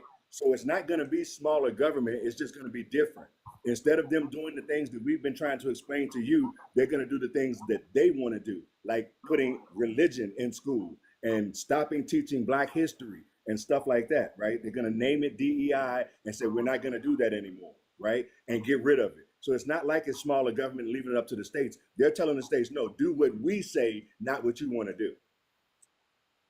That's not small government. So yeah, I see your point in there because I don't align myself with like Christian nationalism, right? And I think you see a lot more of that happening, especially like right now. I see you're really starting to see a lot more of that. Not necessarily in a like, not that they're bad. Like the I'm talking about like the American like the citizens. Not that they're bad. I'm not saying that. I'm just saying you're starting to see the rise of that in the like on the right being used more. So I don't align with that. I don't think religion of any kind should be forced upon people. And that's why my position would be like, take that out, right? Like we're not forcing Bibles in school because Christianity isn't meant, nor if you are a Christian, nor does God want that to be forced on you, right? It's you get to make your own decision whether you want to come to it or not, right? So I don't think the government should be interjecting that into schools. But in the same line, I know I'm going to get a lot of heat for this. That's fine, whatever. I would also argue then I don't want to see, if we don't want the Bible, then like no pride flags in school, like in the hallway. If you want to have a classroom where you have an elective course, that's different. That's different. No. There's a difference between wait. Hold on, everybody. There's a difference between separation of church and state, and when you talk about pride flags, that's completely different. But with that being said, Sasha, I know you have your hand up, but give me a second. I really want to get to other people on the panel that haven't had opportunity to speak. Christopher, what would you like to add to the conversation? Christopher, are you there? Christopher, I just sent you a request to come off mute. Christopher going once. Christopher going twice. All right, I'm going to drop you down, and you can request back up. M and Demand. What would you like to add to the conversation? Yeah, no, I don't think that that's the direction that this administration is trying to go. I feel like they're going to go to privatized education, and they're gonna push that as much as they possibly can, and anybody who can't afford it won't be able to send their children into those school systems and be able to get a proper education. I feel like the education up until this point has been very cookie cutter in a lot of the red states. I know I live in New York, so I'm a little bit more privileged here because the programs and the after school programs that we had growing up, and even my children still have those opportunities at this point. But yeah, no, I don't think that's what they're going with this cutting Department of Education route. Okay. All right. Yellow Chick, I know you had something you wanted to add, and then I'm coming to Sasha. I'm going to try and make it quick so I don't take up too much of the time. So number one, I think that Mr. Mikey is missing out on a very important thought pattern. Although you are going to be able to send your children to private school, I also was somebody that had the privilege of going to private school myself as well, K through 12. It is also important that you should invest in the children that are going to be in the community with your children. Because on your kids' way to school and on your kids' way back home, and who the next door neighbor kids are going to be, they absolutely have influence on your child and what that's going to be looking like, right, for your kid. Number two, I understand that you said that not everybody needs to go to college, but we do need to make it available to those who do want to go to college, because some of us do need to go to college. Otherwise, there's no doctors, there's no nurses, there's no lawyers, there's no attorneys, there's no engineers, there's no STEM, there's none of that, right? So anybody that has the desire to go and the aptitude to do the work should have the opportunity to go, right? So whether everybody goes or not is not the question. It is, can anybody who wants to go and anybody that has the aptitude to do the work, do they have the availability to do so, right? So when people say everybody doesn't need to go, that really is a dog whistle for if you can't afford it, too bad for you, right? And that shouldn't be the conversation at all, because if we're most concerned about the most appropriate person being in the position that's the best position for them, it really doesn't matter what kind of financial background they come from, because the absolute most intelligent person or the highest IQ person might be somebody that came from the middle of daggone hood. And you want to know something? For us as Americans, it behooves us that that very same poor person has the opportunity to go and then benefit so many people, right? It's not just them. The other thing, real quick, talking about the religion and the things going to the state. I'm glad that you don't agree with not separating the church and state, that you agree that separation of church and state should be. But when you do things like send it to the state, I'm going to say it in hood talk, who going to check me, boo? That's exactly how the states are feeling.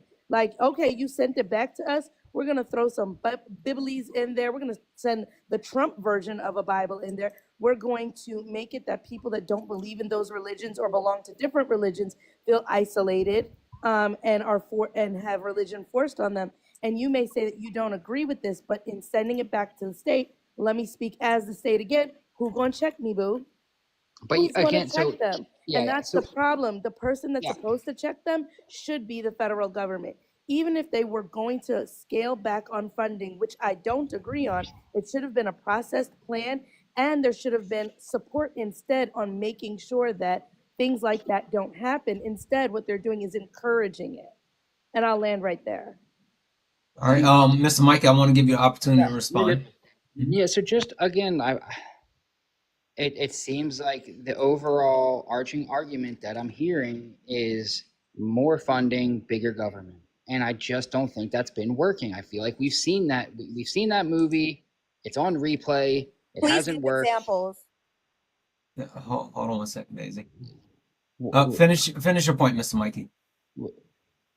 The last 20 years. Like, the government has been getting bigger, they've been spending more money, and things have only gotten worse for the American people. Yeah, that's not true as That's not far as true. education. I Education's think not getting there's worse. no, it hasn't. The Okay. education hasn't been funded. Like it. So cool. Question for you: has education been funded at the same clip as the DoD? No, absolutely not. But does giving me let me ask you this. Time out, time out. Wait. But like, see, but that's the thing, right? I understand that there is a lot of quote unquote funding that's being put in multiple places, but there hasn't been a equal distribution as far as funding that's been put in other different things that need to be funded correctly. So yes, you can say there is wasteful spending and the amount of funding being put throughout the government, but also it hasn't been allocated appropriately. And someone called out earlier with a donation about the fact that yes, the House of Representatives has largely been controlled by Republicans, and they have chose not to actually fund education. So that's a thing. Okay, so let me. All right, this might cause us to switch topics, and I do. Hold on. Let me say this real quick because I got to get this off, guys. There is a timer on the screen. There's a timer on the screen. We have 12 minutes to get up to 175,000 likes, or we are going to sub only. So we got 12 minutes to get up to 175,000 likes. We are going to sub only. So tap the screen, share the live. You can also become a sub if you want to actually be able to continue to chat. Also, guys, W's in the chat for Duwana. Duwana sent a $15 donation earlier. Duwana, you are absolutely far too kind. Also, guys, W's in the chat for Samantha, who sent a $10 donation saying, send us support and hopes you use it for anything self-care related, maybe a drink. I feel defeated these days. Every live, all I hear is the right more and more confident to be openly racist and sexist with zero consequences. Be blessed and protect your peace. Listen, Samantha, one, thank you so much for the donation. Thank you for the kind words. Protect your peace. I go to therapy every Friday. My therapist here is about all of you. And yes, Mikey, I am going to tell my therapist on you. But anyway, protect your peace and make sure we're going to be okay. We're going to get through it. But W's in the chat for those donations. Guys, keep tapping the screen. We got to get to 175,000 likes before the timer goes off. Mikey, hold that thought because I don't want to change the subject just yet because I think Sasha has something to say. I definitely don't want it to change the subject. Okay. Well, you can say it, but then I want to come right to Sasha because I know she had her hand up. Plus, it's her turn. I'm sorry. Go ahead. So somebody, I don't know if it was you or somebody else on the panel, had made the point that like it's not, again, Department of Education not being funded as much as DOD, right? Yeah, that was me. But then at the same time, where everybody on y'all's side of the aisle is just Elon Musk and Doge is terrible. It doesn't matter. Even if it was something that you agreed that Doge cut, you guys would still be, that's terrible, right? So like, that's where I'm at a crossroads, right? Like Doge and what Trump is doing, they're trying to cut the government, trying to cut government spending, and nothing they do, absolutely zero, not one thing you guys are on board with. So like, that's where I don't understand. You're like, we need more funding for this, but we don't want to cut funding. Like, I don't understand. I was on board with no tax on overtime, but it never happened. Well, they're still trying to push that. So they're still trying to push that forward. But in any case, everybody, it seems like what you're hearing is, they don't fund the Department of Education, and then we have Doge trying to cut funding in the government and all these other places, but y'all aren't also, you're not okay with that. So it's like, I don't understand it. Mikey, hold on. One, they're not. But when we finish the education conversation, I will gladly have the debate with you about what Doge is doing. Oh, and I want to get into that too. So me too. Okay, hold on. Okay, let's do this. Hold on, Mr. Mikey. Hold on 1 second. One second, because so I'm the only one up here defending like any of these ideas, and it's. Oh, yeah. Hold on. No, I'm. Wait 1 second, Mikey. Go ahead and finish your point, and then I wanna respond to what you're saying. Mikey, I'm sorry, you're on mute, Mikey. Come up. Yeah, like I knew. I told you, Santana. I told you we were gonna switch topics. Yeah. Well, listen, I was just about to say. Hold on.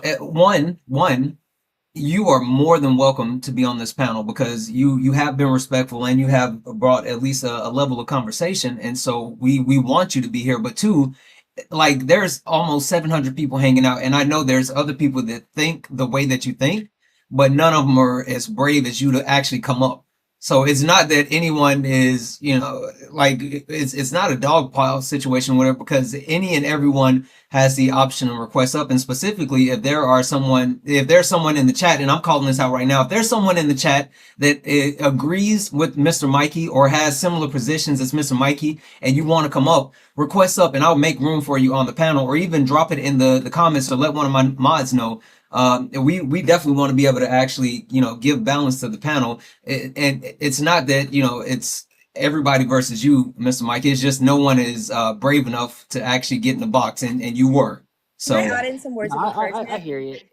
Okay. I hear you. It's just difficult to articulate some of the issues. I'm not well versed on every single topic, right? So yeah, no, but and again, you being here is more than welcome. I mean, at the very least, having this conversation is a good thing, right? And because there are people watching who, and again, I know for a fact they have the same opinion as you, but they're not brave enough to actually speak to that opinion. But having these conversations at least gives a comparison. We can actually talk through certain things, and it's a good thing. Period. So yes, thank you for being here, and that's why I'm trying to keep balance on the panel, and specifically, guys, that's why I keep muting people, because one, I don't want to seem like, a dog pile, but also two, I want to try to keep everything kind of flowing.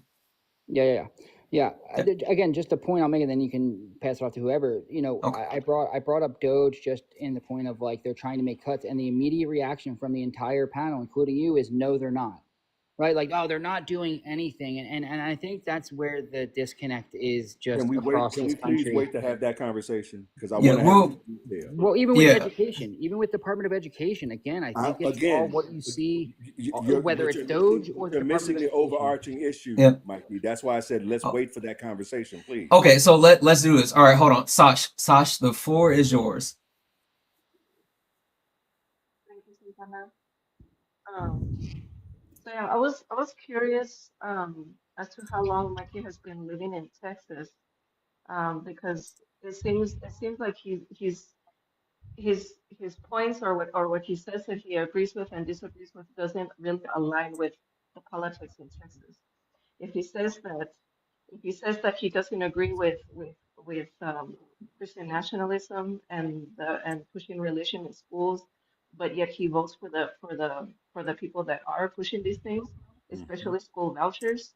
Um, we know that the Republicans have been in charge of Texas government for the past 30 years.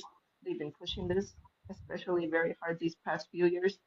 Um, with they've been trying very hard to put they just signed to put the Ten Commandments in all schools.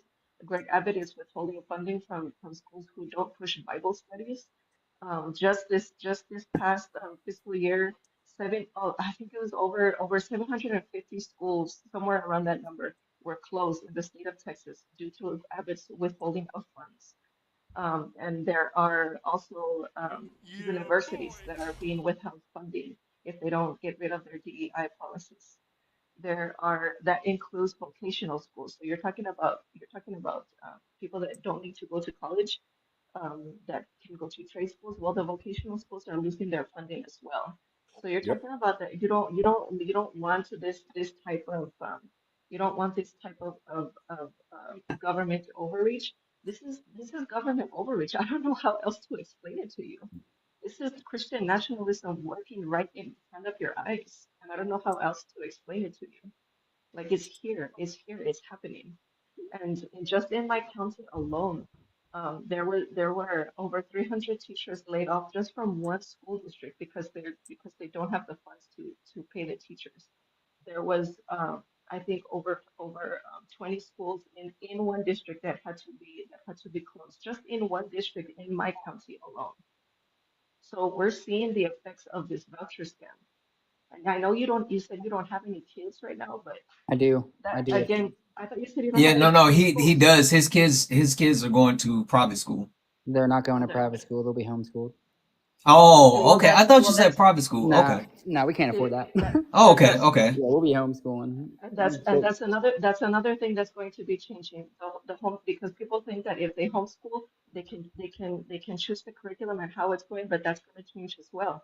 Greg Abbott is changing the homeschool curriculum and how it is going to be taught in the state of Texas with TEA. So like all of this that you think you're safe from, you're not safe from. Right, but I have the ability, as hard as I might have to sacrifice for my children, because we all agree it's for the children. Guess what I can do? I can And pick up my family and wait, move to hold another on, state. hold on. That's That's good privilege. for you. But again, like you're just saying, like F all these other kids, F all No, these I'm other not. families. I'm Yes, you are. You no my are by yes, you are by voting the way no. that you did, and by voting the way that you are in this Republican economy here in this state of Texas, which constantly ranks in the bottom half of the nation in education, and I think what number 40 something in per student funding, by constantly voting against the people in the state that you live in, you are saying forget these kids, forget the low income kids, forget the kids that can't eat. My kids are taken care of. That's what you're saying. First off, it's I'm the gonna be, parents' I'm job gonna, to feed their kids. So Whoa. I don't want it's not the government's job to feed your Hey, kids. wait, Mikey. So you say there it fuck them is. kids? There it is. There it is. No, it's F them parents. What are you talking about? Oh my God. Okay, hold Right, yeah. on See, 1 second. this is where Hold on 1 second, Mikey. Hold on a second. Guys, W's in the chat for J Mule, who sent a $4.99 super chat over on YouTube to say Tiny Shroom Cheeto Peen drops the market by 1,000 points live on Fox News. MAGA. Can we get a little shroom past my lips to the throat? God, Lee J Mule. That was savage. W's in the chat for J Mule for that donation. Yeah, I'm gonna keep my comments to myself as far as the thoughts around that. I don't want to put anything out there as far as we're going down one other topic. So let me just do this. Let's go to focus on empowerment just for a second and to see if there's anything else that needs to be said. Or anything else to be said about bro, for real. He really said that, didn't he? He did, and we're gonna get into it. But I want to hold on. You kind of did say F them kids. No, I didn't. That's the problem, and this is why I don't like. This is why it's so hard to be when it's 7-on-1, because you're like, oh, F the no, it's not. Okay, well, first of all, hold on. I'm the one that called that. But that's what you're saying. Is it not the parents? Okay, so not the parents? Cool. So let's stress test that for half. Or you know what? Never mind. I don't want to do that because there's a lot of people on the panel that want to talk. Just that's why I said I'm gonna keep my comments to myself. Let's hold off. Just a second, Mikey. Just a second. Hold on. Focus on empowerment. What would you like to add? So I actually had asked to come in a while ago, and I didn't realize that I was still in the box because the panel has been covering it so well. But I just want to say, I feel like there's a bit of. Hold on 1 second. I'm sorry. We got a call coming in from the call line. Just 1 second. Go ahead. Call from Sarah Bobbles. All right. Hey, Sarah Bobbles. Press 1 to send a voicemail. Hey, Sarah Bobbles. Yeah, I've been listening. Yep. Okay, perfect. Hold tight just 1 second. 1 second. I want empowerment to go ahead and finish what he's saying, and then I know you have a question, so give me 1 second. You're good. All right, focus on empowerment. Go ahead. I think that the panel has covered it so well. When I popped up, I was gonna pop right back out. When you pulled me up, I was gonna go ahead and leave. But I just want to say, I think there's a level of disingenuousness. We have to realize that's gonna happen with these people because he said what he said, and we have to understand that when he said that, that's what he feels. That's what he means. No, it's not, and that's why he's going to back off hold the on. panel, But that's what you because said, you're and that's making assumptions, and that's no, just no. not what it is. I'm taking. Well, okay, hold on. Okay, wait. Everybody, just stop for a second, Mikey. Let me just say this. Okay, man. Hold on, That's Mikey. Just slow down for half a second. Let me try to explain this a little bit better. So I will say that's probably not what you meant, right? But that's how it came off, right? And not saying that's what you meant, but when we talk about taking care of kids. I completely agree with you, right? It's a responsibility of parents to make sure that their kids are taken care of. I completely agree. But with that being said, there's never a situation where I would ever say, well, just because a parent is unable to actually take care of their kids, that we should ever let kids go hungry. And so I think that's where the discrepancy is, and that's why people felt that way. So again, Mikey, I don't want you to get upset. And I mean, if you have to leave, I understand. I would love for you to stay, but I just want you to make sure. I want you to understand how it came my off. character isn't gonna I'm not gonna stand around here and listen to my Well, character be okay. attacked. Well, I mean, it's Mikey, it's your choice. If you want to stay, you're more than welcome to stay. But if you don't feel like you can continue the conversation, then I appreciate you coming up, and you're more than welcome to come back. I mean, but like I get what you're saying, but I like this is just how it's coming off. See that, but that's my point. Like that's my point. Mikey, can I say one thing? Yeah. Mikey, can I say one thing?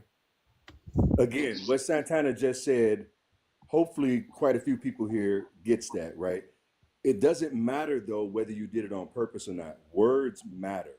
And the words you chose to use, the context that the average American would hear that in, that's what it was. Doesn't matter that you didn't mean it that way, but that's how they're going to hear it. So you have to be careful in the words that you choose to describe what it is you're trying to convey. Does that make sense? Yeah, it does, and I placed the blame on the parents several times. Never did I say anything I about get it. kids, right? I get it. Okay, So Mikey. what y'all again? When I say about government, it seems like the more government gets involved, the more that we're not holding parents responsible, right? We're absolving them from parents of responsibility. I can tell you. So wait. Hold on. Wait a second. One second, because everybody's talking at one time. We have to go one at a time. Let's just level set here for just a half a second. Mikey, are you willing to just hang out just for a few more minutes and continue to try to have this conversation? Sure.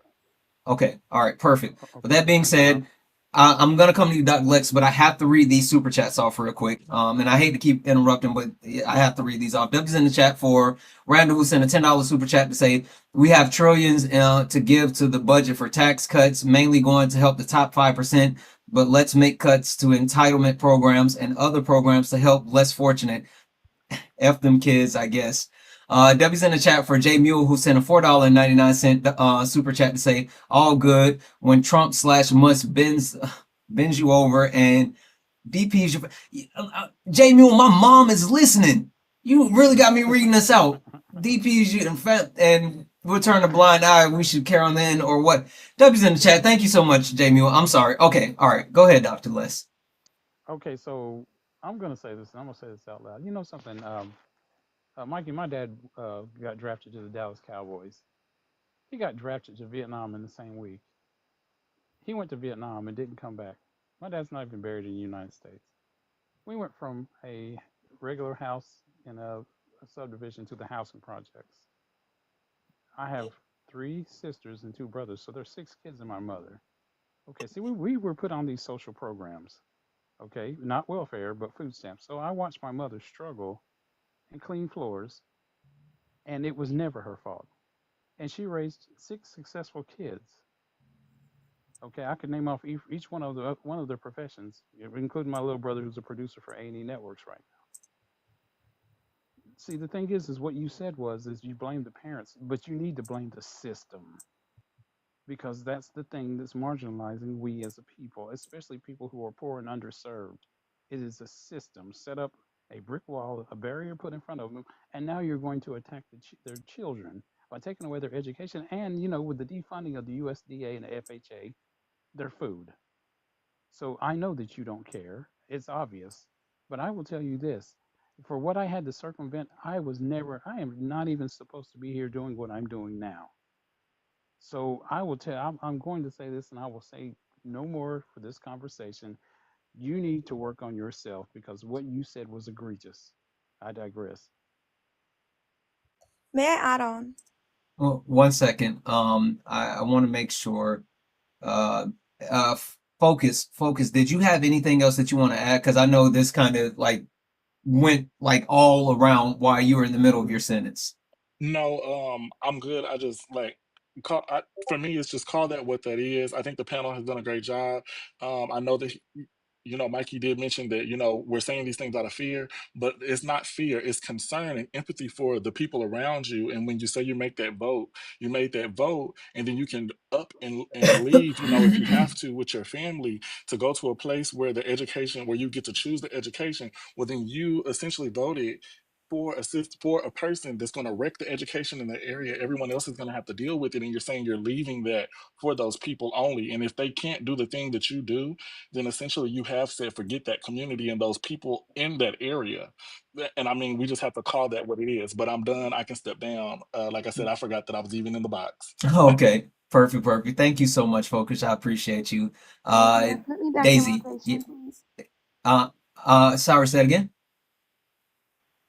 I said, put me back on rotation to speak. I got you. 1 second. Daisy, the floor is yours. Okay, before I get into what Mikey was saying, I do want to say, like, Mikey, I admire you for coming up and being able to speak against us 7-on-1. I mean, like I've said before, I go to a Christian private school, but I am Indian, I'm a liberal, and I'm Hindu.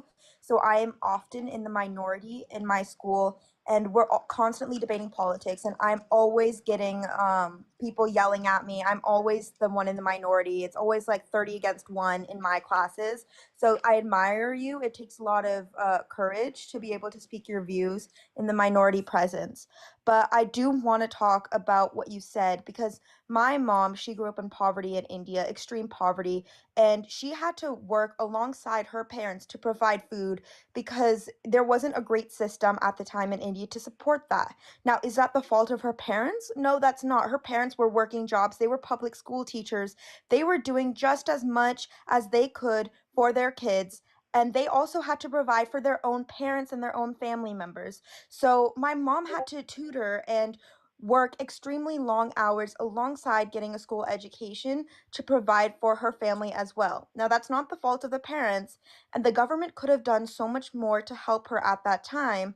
They just weren't willing to. So that is not constantly the fault of the parents. Parents are simply trying to do their best. There's also kids in the foster system who don't have parents, who also need access to these food and education. And these are things that you are basically essentially stated again. So it's important to recognize, yes, you seem kind of privileged, but I understand, like, you might have a different perspective, but it's important to recognize that sometimes parents are also just doing their best. It is hard to be a parent. I'm sure you have that experience.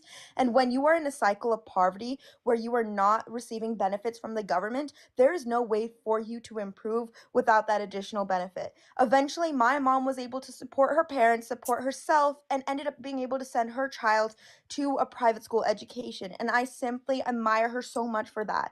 But the government should be able to help so that doesn't happen. And I'd also like to talk about, you were talking about education programs. Now, here's why we need the federal government. You have the Title I of the Elementary and Secondary Education Act that was passed that provided billions in federal funding to low-income school districts, and that without the federal oversight, these states with lower tax revenues would have struggled to fund schools because, like we said constantly, which you are seeming to ignore, different districts they have different economies and they can't provide.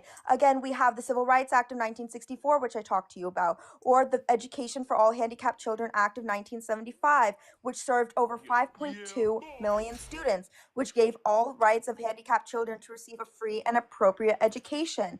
And again, this is all because of the federal government. They have consistently shown that they are protecting minority rights, and you are not responding to the points that I've consistently brought. Can you please respond to the fact that the federal government is the ones who have protected minority rights and disability rights, and not the state governments, because the state governments have their own curriculums and their own different ideologies that they want to place in education, which is not acceptable. Yeah, sure. I would definitely agree with you that there should be oversight. Do we need, like, I don't know how many people are work for the Department of Education. Do we need a whole department? I don't know.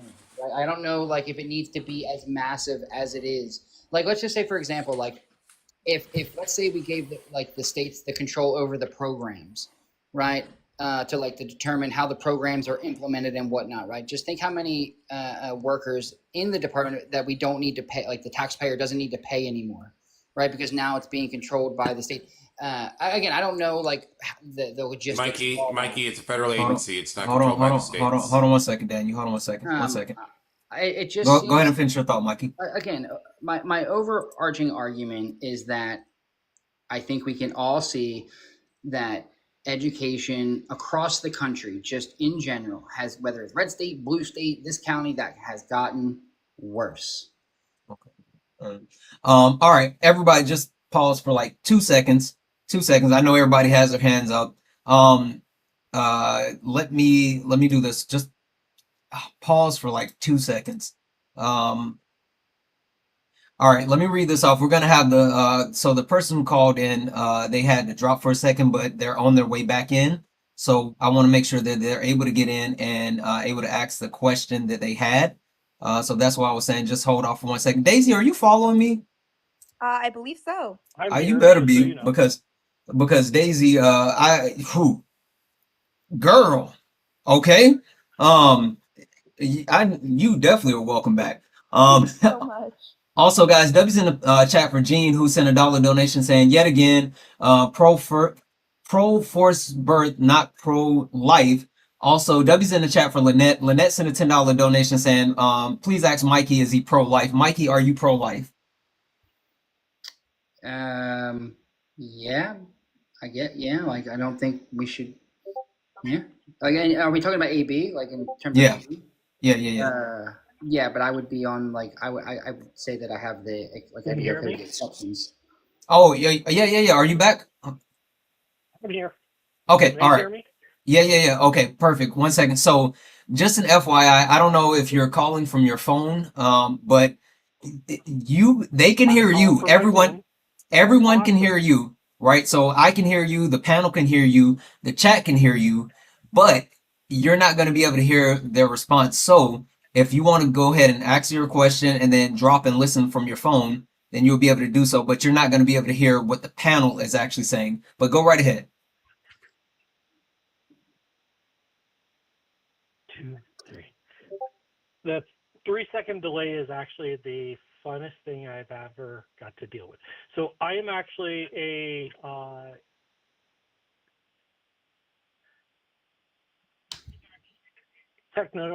tech that used to work in school district. And one of the biggest things that I got to work with was the students and the teachers. I got to get very involved in understanding what the parents are asking, what the students are asking from K through 12. And a lot of things that you guys are bringing up is so cool. And I've learned a little bit. And I'm actually emphasizing the little bit, because the parents that actually say that homeschool is better, like charter school, don't understand that public education actually is doing really good, but they keep getting cuts because the word public. We actually are trying in the public education system to take care of one of the most interesting things that I've ever actually got to work with. I am in the most fun state, which is the third most rural state that has the most educated rural students, which you guys talked about earlier, Idaho. And in Idaho, we don't really have a lot of good education systems because our budgets are so heavily cut, because they don't care about us because we're so rural. We're also so spread out. And having that public education system taught me, before I started working in, that education wasn't worth it. But when I got involved in the tech side of it, I learned so much into understanding that the private industry always complained about everything. The charter industry complained about not having that money. And the even the mortuary schools, the Montessori schools complained that they weren't allowed to have the students. Let's balance it. Let's make it worth it. Let's work together as a society, as a humanity, to say that if we're going to teach our students a good way, let's teach everybody what should be, including using the private school education for what our public school is, including the students who don't have that knowledge. But that's one thing that I actually have always wondered about. Why aren't we as a society saying, you know what? I'm rich. Why can't I take that knowledge and give it to the poor? Or should we be a reverse type of person saying, you know, my kids are good, covered. I'm going to teach them my way because they'll be better in society. Yeah, I want to be better than other people. Be selfish. Yeah, Let's think of a way to actually care about others. Yep, I absolutely agree, and I definitely appreciate it. And I don't know, well, I know you can't see the chat, and I know that you want to hear what is going to be said. So, do you want to leave with a question, or is that the question that you want to pose to the panel, My question is primarily towards the ones that actually are talking and complaining about the education. What happened to you directly that made you suffer that public education was bad? Why didn't okay. you participate directly into bettering yourself, into saying it's a good thing that public education was good? Okay, But okay, also, all right. if you were private, why didn't you say, you know what, I'm going to help others with my knowledge? Thank you, and I'm really glad I got a call in. I'm glad as well. Thank you so much for calling in, and I'll leave that question with Mikey. Go ahead and drop it, and then I'll give you a few seconds so you can hear Mikey's response. Let me read these super chats off real quick. Guy W's in the chat for Randall, who sent a $4.99 super chat over on YouTube saying Mikey is okay with taxes subsidizing the rich, but F them kids. W's in the chat for Randall. W's in the chat for J Mule, who sent a $4.99 super chat to say truth gets paid, lies, MAGA gets exploited. Haha. Live to see it. Cultist weirdos have cultist weirdo. Again, J Mule, I'm not gonna call him a hoe. Why would I call him a hoe? W's in the chat for J Mule for that $4.99 super chat. Thank you so much for that. Also, W's in the chat for Abigail, who sent a $1 donation saying, for college student / single mom, Mikey made me feel so sad. Yeah, there's a lot to it. Mikey, so the question that was left with you, and then we're going to come around the panel before the last caller drop, was what happened to you that makes you feel like what happened to you that makes you feel that the education system was so bad? I know we talked about, what you've seen and you spoke to the actual money, but is there an experience that you specifically had that makes you feel like the public education system is bad?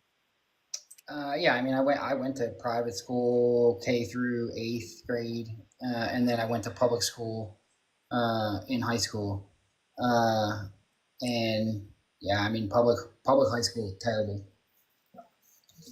It's just not good. Class sizes are too big. Teachers don't care. At least where I went to school, right? Like they don't. Yeah, the effort, the amount of effort put in, not actually teaching. I think the teachers unions are a big problem. We got to be able to fire bad teachers. Bad teachers shouldn't be protected.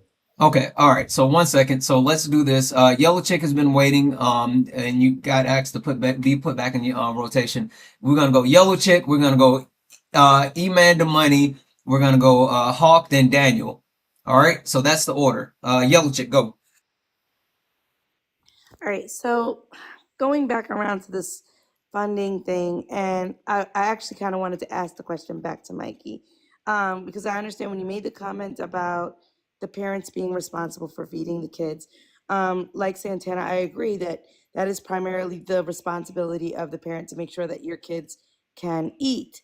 However, right, kids are born to people that do not make a lot of money. That happens all the time. They're actually pushing for it to happen in quite a few of these states by removing some options on not having kids when you're not ready to have children, right? Even when you did not participate in what made you pregnant voluntarily, right? Even in those scenarios, they're still saying like, doesn't matter, have the kid, right? So what do you propose should be done with children that need to eat whose parents cannot necessarily afford it? Whether it be due to circumstance or a forced pregnancy or hard times, doesn't matter. As of right now, today, they cannot afford, the eggs are $12 or whatever it is.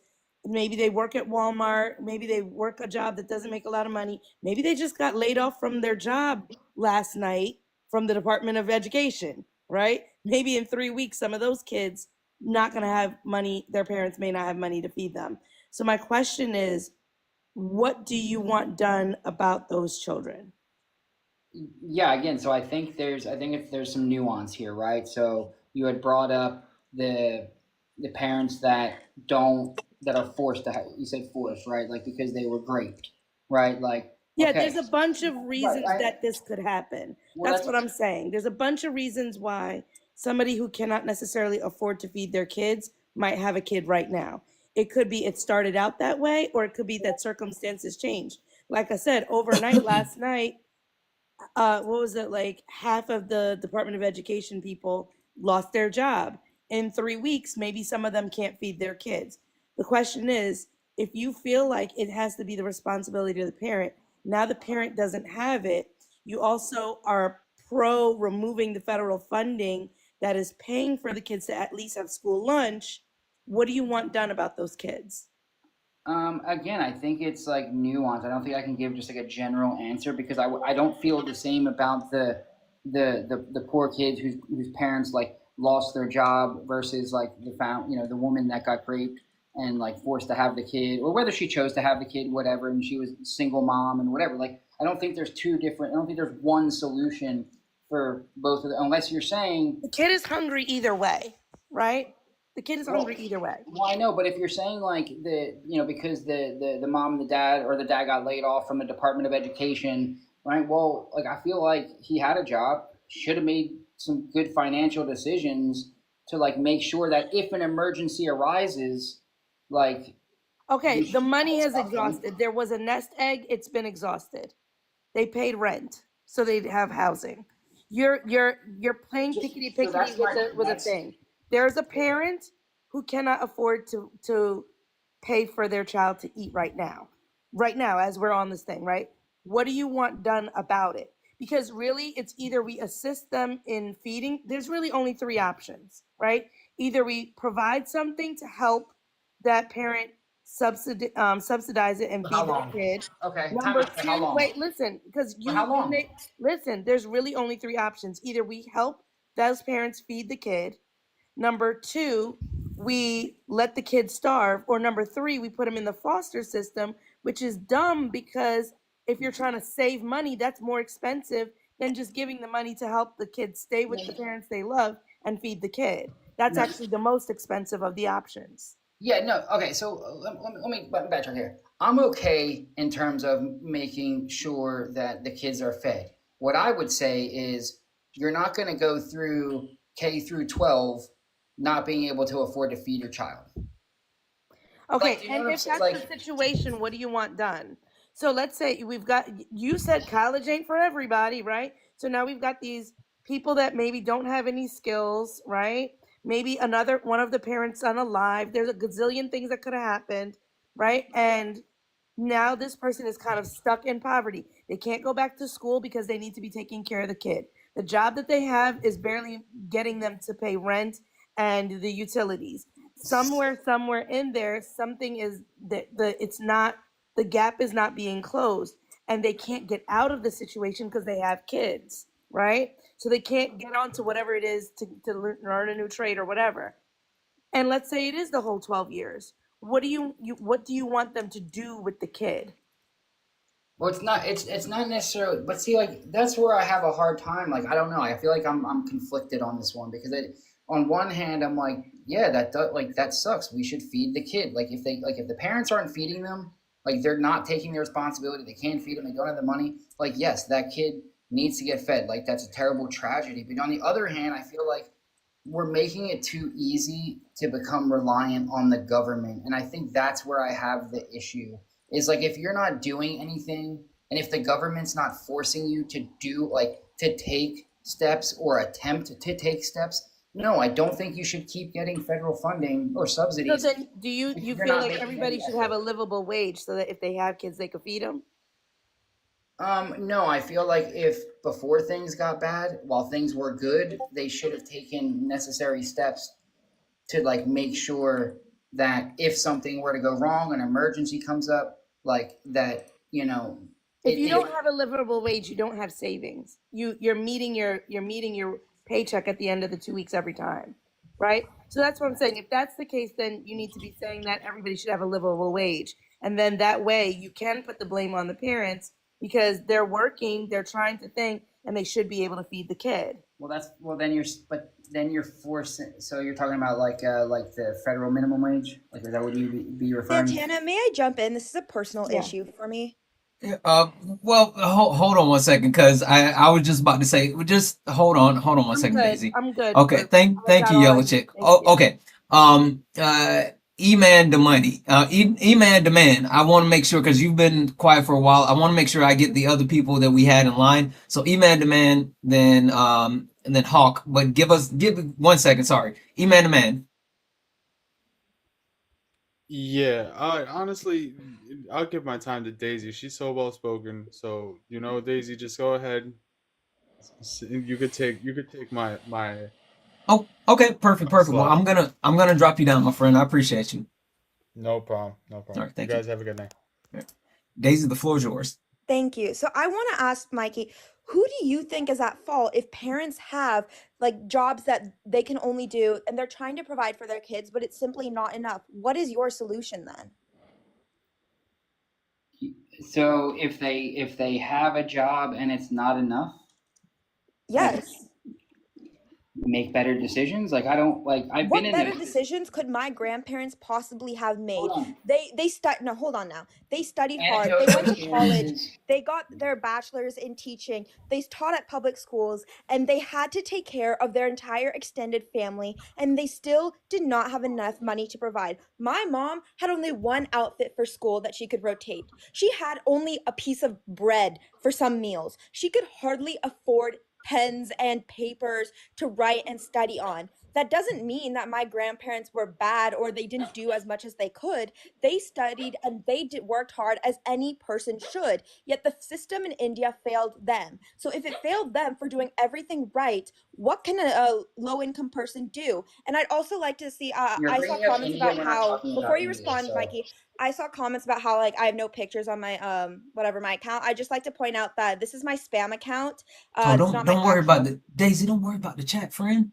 No, I know. This is just my actual account. If you want to see my actual account, I just put it in my bio. I just wanted to say that. Anyways.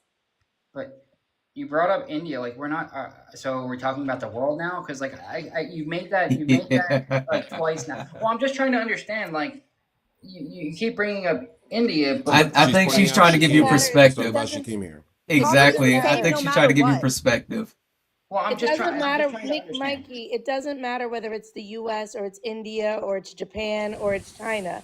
The point of the matter is that there are plenty of working hard people right here in the United States that at the end of the week their bills meet them right where their check is, or flip, right? That they're upside down every time they get paid. But like, I don't think it's this. I feel like we're just generalizing here. Like, poverty okay, is not something Okay, hold on. One at a time. Finish. I'm sorry, Mike. Go ahead and finish your point. So I'm arguing like what got them to that point, right? So we're saying that they're in these positions, but what got them there, right? Can I address this, guys? Do you guys mind if I address this real fast? Go ahead, Daniel. All right, Mikey. Here's a few things that are an absolute fact. I literally don't care about your opinion. These are literal facts. I'll show you the primary sources if you need them. Roughly 40% of United States citizens cannot survive financially an unexpected $400 bill. 60% if it's $600. They'll be devastated. They are literally homeless in 4 weeks. That's a fact in the United States. Since 1965, cost of living has gone up 80%, and in that same time, minimum wage has only gone up 17%, meaning that people today, from the 1965, from 60 years ago, are essentially paying twice as much on essentially the same income. This is a large portion of the workforce. All right? These are not choices people are making, because you're not making a choice if you are barely making it or robbing Peter to pay Paul each and every 2 weeks just to make ends meet. These are people who do need school lunch programs because they are food insubsistent. All right, their confidence in being able to eat. These are children, and you don't get to pretend that you care about these kids when you said F them parents, because I guarantee you those kids don't have jobs. Their parents do. Those kids aren't even allowed to work. So, Mikey, I need you to stop lying to everybody in this panel, and don't say you haven't. You have been. You did say F them parents. I did. Everybody reacted to it. Mm-hmm. Sure did say that. Yeah. Okay. So when you say F them, when you said F them parents, you were tacitly saying F them kids, right? Yeah.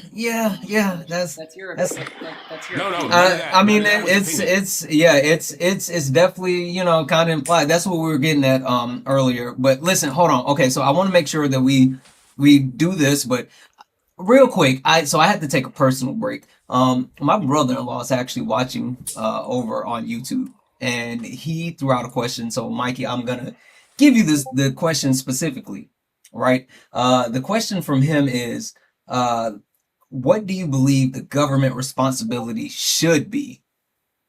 That part. Man, again, a lot. Obviously, protection from other that's obviously protection from other countries coming in and stuff like that. Like, it should protect its citizens, right? The welfare to protect. Yeah, I don't know, just protection. Like, I don't know that, like. You almost said it. I have to ponder on that one. That's like a deep question, because I feel like that's not like a simple answer that I just feel like just blurting out something. Hawk, what did he almost say? You almost said it. It's in the Constitution. Provide for the general welfare. That's literally the government's job. Got you. So what you're saying is that I should just be able to go like out gamble, or I just gonna make a no. General welfare means no. It means that there's an absolute basement where the average American should be. There's essentially but so far you should be able to fall. It's a mandate at the state and federal level regarding the general welfare of American citizens. There are programs that exist in order to actually protect that bottom basement of how far you can fall, because there are people, for example, the disabled, there are people who are infirm, there are people who are elderly, there are people who are unhoused, there are children. That group I just described is more than half of Americans. Those groups that I just listed, that's more than half of Americans. So when you keep doing this flippant thing where we are pointing out all of these groups, this actual how federalism works, and I know, and I've been saying this in the comments, and I've never mentioned this since I've been up here. No state runs the Department of Education. It's a federal agency. So when you said that 20 minutes ago, what did I say? I don't know what the heck you actually said. The states that run the Department of Education. I didn't say that. You were talking about that for 20 minutes. You're a liar. Mikey, you were talking. First off, I didn't say that the states currently run the Department of Education. Didn't say that. Yes, you did. You said it for 20. You said it 20 minutes ago. I was responding to it like crazy. Okay. I was speaking to. I was actually sending comments to Yellow and to Lex, because I was like, how crazy that sounded. Yep. Hey, real quick. Let me jump in just for a half a second. Yeah, he absolutely did. Well, I guess this is about to be a moot point now, but just for everyone, just so you know, people that's requesting up, the boxes are closed. I know there was a million people trying to request up to get up and have that conversation with Mikey. Yeah, he did. Sorry if I came at him too hard. I mean, I'd also also just like to add in, just for general knowledge, the Constitution in Article 1, Section 8 says that the federal government can intervene in areas deemed necessary for national interests. And I don't understand how people don't think that education, equal access to education, or helping people with poverty is not a national interest when poverty leads to ineducation, poverty leads to crime, and poverty leads to so many of the problems in not just America but around the world. In fact, I did a research, like a whole like capstone research my senior year about poverty in India. But it's such a general. You can talk about this with other countries. With poverty is one of the biggest root causes for all the harms in the world. And it is something that is in every government's interest. So to say that poverty is something that the government shouldn't enact on just using the Constitution, or just saying that we shouldn't have centralized power, is utterly ridiculous when everyone benefits from helping people and preventing poverty. Yeah. I just want to say this real quick. I just want to say this. Is my audio working? Yeah. Okay. I just want to say this real quick. Like, the people that are in here that are MAGA, y'all should be ashamed of yourself that you left Mikey up here by himself this whole time. Absolutely. They're absolutely. Because they they believe the same things. All by himself the whole freaking time. That he ended up, and it was never Santana's desire for it to have been 7-on-1. He left the other 2 boxes open for the longest time. Actually, when there was just 4 of us up here, he kept begging for anybody that was happy about how the government is going to please come up on the panel. And Mikey came up here all by himself, and y'all left him here. And maybe it's that same individualism thought, the same individualism manner of the way that you see the world, while y'all left one of your own out here to freaking struggle on the panel. Y'all should be ashamed. Mikey was fighting for his life. He was fighting for his life. They did he it had the because whole of MAGA on his back by himself. They did it because they got less receipts than Mikey had. That's why they did it. They wasn't gonna come up and get that heat themselves. No. They wanted no parts of us. They wanted no parts of us, I'm sure. And I understand the feeling Mikey was going through. I know some of the things he said was wrong, but I mean, like I'd said before, I'm constantly in a fight or flight response where everyone in my school is against me and my views. And I'm constantly getting like mean comments, or people who don't really like me because of my views, because I'm a liberal and I'm Hindu and I'm not a Christian conservative. So I can understand Mikey was feeling pressured, but I do encourage people in the chat to come up and support, because it's not just to help back up your argument, but just emotional support, because the turmoil you can go through when you are in the minority, you're the only person standing up for your beliefs and everyone against you, it's a really hard thing to do. And while I don't agree with majority of what Mikey says, I think that people who, if you support him, then maybe come up and just give him that emotional support. Yeah. I mean, they were hold on. Let me read all of these off, because there's been a lot happening on the back end, and a lot of people have a lot of different things to say. Let me read these off, and then I want to spin it around the panel.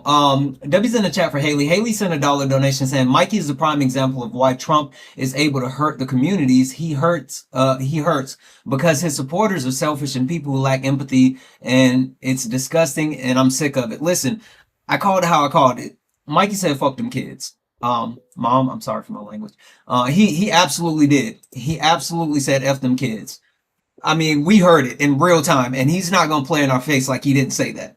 So W's in the chat for John. John sent a $60 donation saying crazy that there are people who don't have a care, in quotation mark, for their neighbors. Let's change that. You're absolutely right, John. There's a lot of people who just absolutely don't care, and it is absolutely shocking and astounding. W's in the chat for Omega. What up, Omega? Who sent a $1 donation saying crazy idea. If MAGA wants to get a hold of the poverty problem, how about not forcing people to have kids that they can't take care of? Listen, we've hammered down on that. They're not pro-life, they're pro-birth, right? We understand that. Also, W's in the chat to Jay Mule, who sent a $4.99 super chat over on YouTube to say, protected citizens, question mark. Immigrants aren't the issue. Look no further than your local church. Pretending you care about kids, not fooling anybody. Absolutely, you are absolutely right, Jay Mule. And also, W's in the chat for I can't even remember how to say your username, or it's pronounced Sherbobble. The person who called in, yeah, he just actually became a member over on YouTube. Welcome to the family. Make sure you get in the Discord. I'm not sure if you have a Discord, but you get access to our Discord. So make sure you join our Discord. Guys, W's in the chat for everyone, for all the amazing donations and all the contribution, and also to the panel. You guys have been absolutely amazing all night. Let's kick it around the panel. If I Go can, ahead, real Daniel. fast. Yep. Here's somebody in the comments said, and I want to make sure I quote it properly. Someone has said that nobody is, what is it? I just want to make sure that I put it correctly, because when you have one thing that's not Oh, you said nobody's accurate. happy about how things are going, right? I saw that one. Yes, nobody's happy how things are going. This is a direct quote from Tommy Tuberville. Senator Tommy Tuberville, Republican senator. He actually says, he said on Fox News that it's a good thing that the stock market is crashing. Americans, 401ks are cratering under Trump. And he says, we are probably over bloated with the stock market. Just made a video about that. Literally. Just made a video about it. He said that the stock market crashing and people's 401ks being absolutely wiped out is probably a good thing because the stock market is over bloated. So when people say that no one's happy about that, that's not true. That is a Republican lawmaker who said this into a microphone on television. This wasn't some back room where somebody quoted him because there happened to be a waiter that was there with his cell phone, like when they caught what's his name, freaking Not Mike. Yeah, like, so Daniel, I would disagree with you though. I agree that nobody is happy about this, but I do see that it has been particularly MAGA Republicans specifically that no matter what happens, no matter how objectively bad something is, they have to find a way to twist it or lie about it. Similar what happened with that the Native American person that they picked up from immigration. And then instead of saying we effed up by picking up this Native American person, where we apologize, we've released them. You know what they said? Well, maybe Native Americans aren't Americans too. They would rather flip it into that than just That's like saying the Aborigines aren't Australia. That's like saying the Aborigines aren't Australia. Hold on. So I have one better. This was Tommy Tuberville on Fox News talking about the cuts to the Department of Education. Understand is every state has their own Department of Education. It's not like we're not going to have a Department of Education, but every state, I'm from the South. We have a different way of life in terms of education. We educate our kids and different curriculums. Everybody should do their own thing, but we can't regulate ourselves out of business. We don't need dictatorship from Washington, D.C. to people in Georgia or South Carolina or Montana or California. Let us teach our kids the way that we want to teach them. Let the parents be involved. Get all this bureaucracy out of the way. Some of that when you and DK got into it, I'm like, good Lord. Yeah. So were you guys able to hear that? Yeah, it's just utterly. We heard every word. People in my school are so happy about Trump and the MAGA Republicans. And then when I start to point out things that might contradict their beliefs, they start getting insulted, and then they just they don't think they're wrong. They just think I will always be wrong.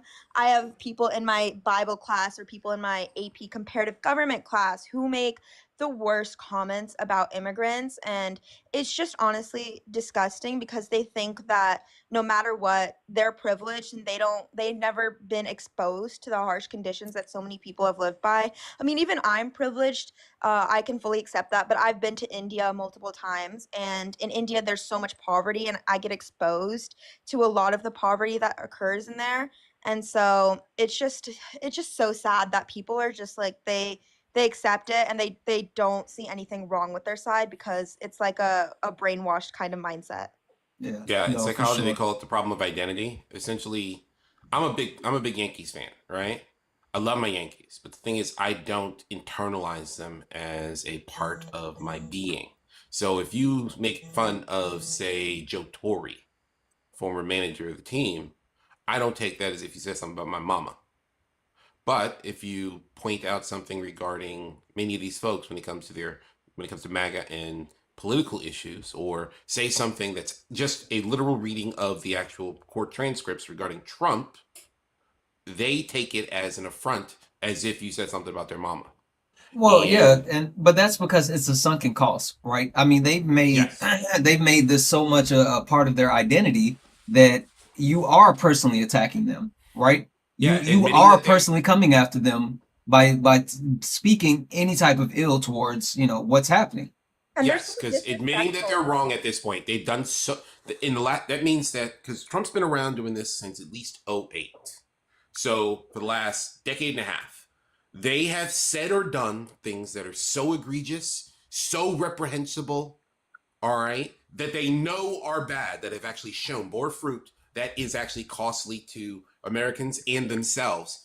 It cost us lives, in fact, all Yeah, right, that they know for a fact that we would never take them back, that many of us are their family members, and we're like, I'm glad you're gone. yeah, Don't come back. Yeah. No, we don't need to kumbaya. All right. yeah, Nah, if we're going to have, this is my house. This is how I'm going to conduct Christmas, Thanksgiving, and you're not invited. We're doing yeah, Friendsgiving this year. And And they're they very don't, disrespectful yeah.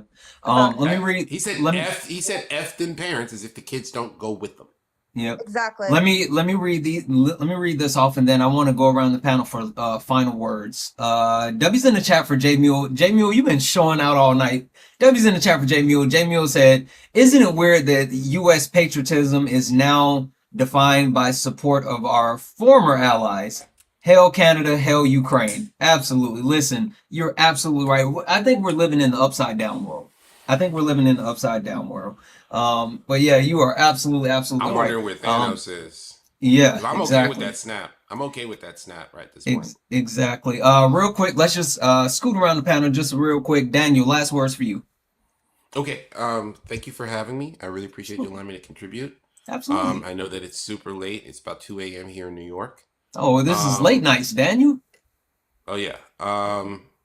Here's where I'm coming from. All right.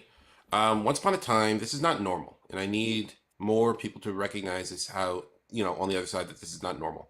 Once upon a time, Democrats and Republicans used to get stuff done. Mm-hmm. All right, and that's because they disagreed on the process, not the goal. Mm-hmm. Republicans and Democrats both wanted prosperity for American citizens, more money in your pocket at the end of the work week when you got your paycheck. They wanted to have a safer environment when you're at your job. They believe that you should have the ability to have upward mobility through either your kids or to build an actual, the life, life, liberty, pursuit of happiness, buy a home, have kids, get married, that sort of thing, and that sort of thing. This was possible. But America said exceptionalism, something that happened after World War II. We were the only country that did, that was a major factor in that war. That did not have fighting on our doorsteps. Our infrastructure wasn't destroyed. And we basically started prospering coming into the 1950s, leading into the Korean War. And that American exceptionalism was taken for granted as if it was a given, as opposed to a temporary situation because everybody else got freaking BOMB'd. Yep, you're All right. absolutely right. So, and the thing is, that's the thing that changed. And I'll end it with this. All right. This is something that was done very intentionally. The war on DRUGS. Oh, we can't even spell it out now. Yep. Yeah. The war on hugs was started to hurt black people and their political allies. Not my opinion. The guy who did it, John Ehrlichman, made it clear. I'm serious. John Ehrlichman. EHRLICHMAN. John Ehrlichman. All right. Nixon's chief advisor. Just put in his name and quote the word quote. It's crazy. He literally admits that he targeted black people and their political allies. He lied about the hugs in order to actually arrest their leaders, disrupt their meetings, and vilify them on the evenings. Do we know we were lying about the hugs? Of course we did. No joke. That's an actual quote. He knew that. And this was done very intentionally, targeting black people for these things. And it's continued to this day because it's just continued with extra steps. Because I'm sorry if you lock people up for anything that they do, like literally just existing as a black person or existing as a queer person, or now just disagreeing with you politically, That's a real thing that happened with It Donald is, Trump. it is, it is, and you see them shifting towards that direction. But Daniel, thank you so much for coming up. I appreciate you. I'm gonna go ahead and drop Yeah. you down, my friend. Yeah. Free Mahmoud Khalil. Absolutely. Thank you. Yellow Chick, last words. All right, so I'm gonna start with the shameless ploy.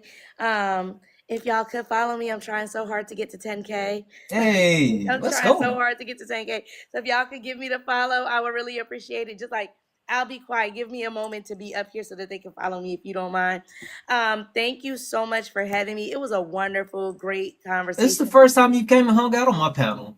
I've been in your lives several times, but I've never come up on panel.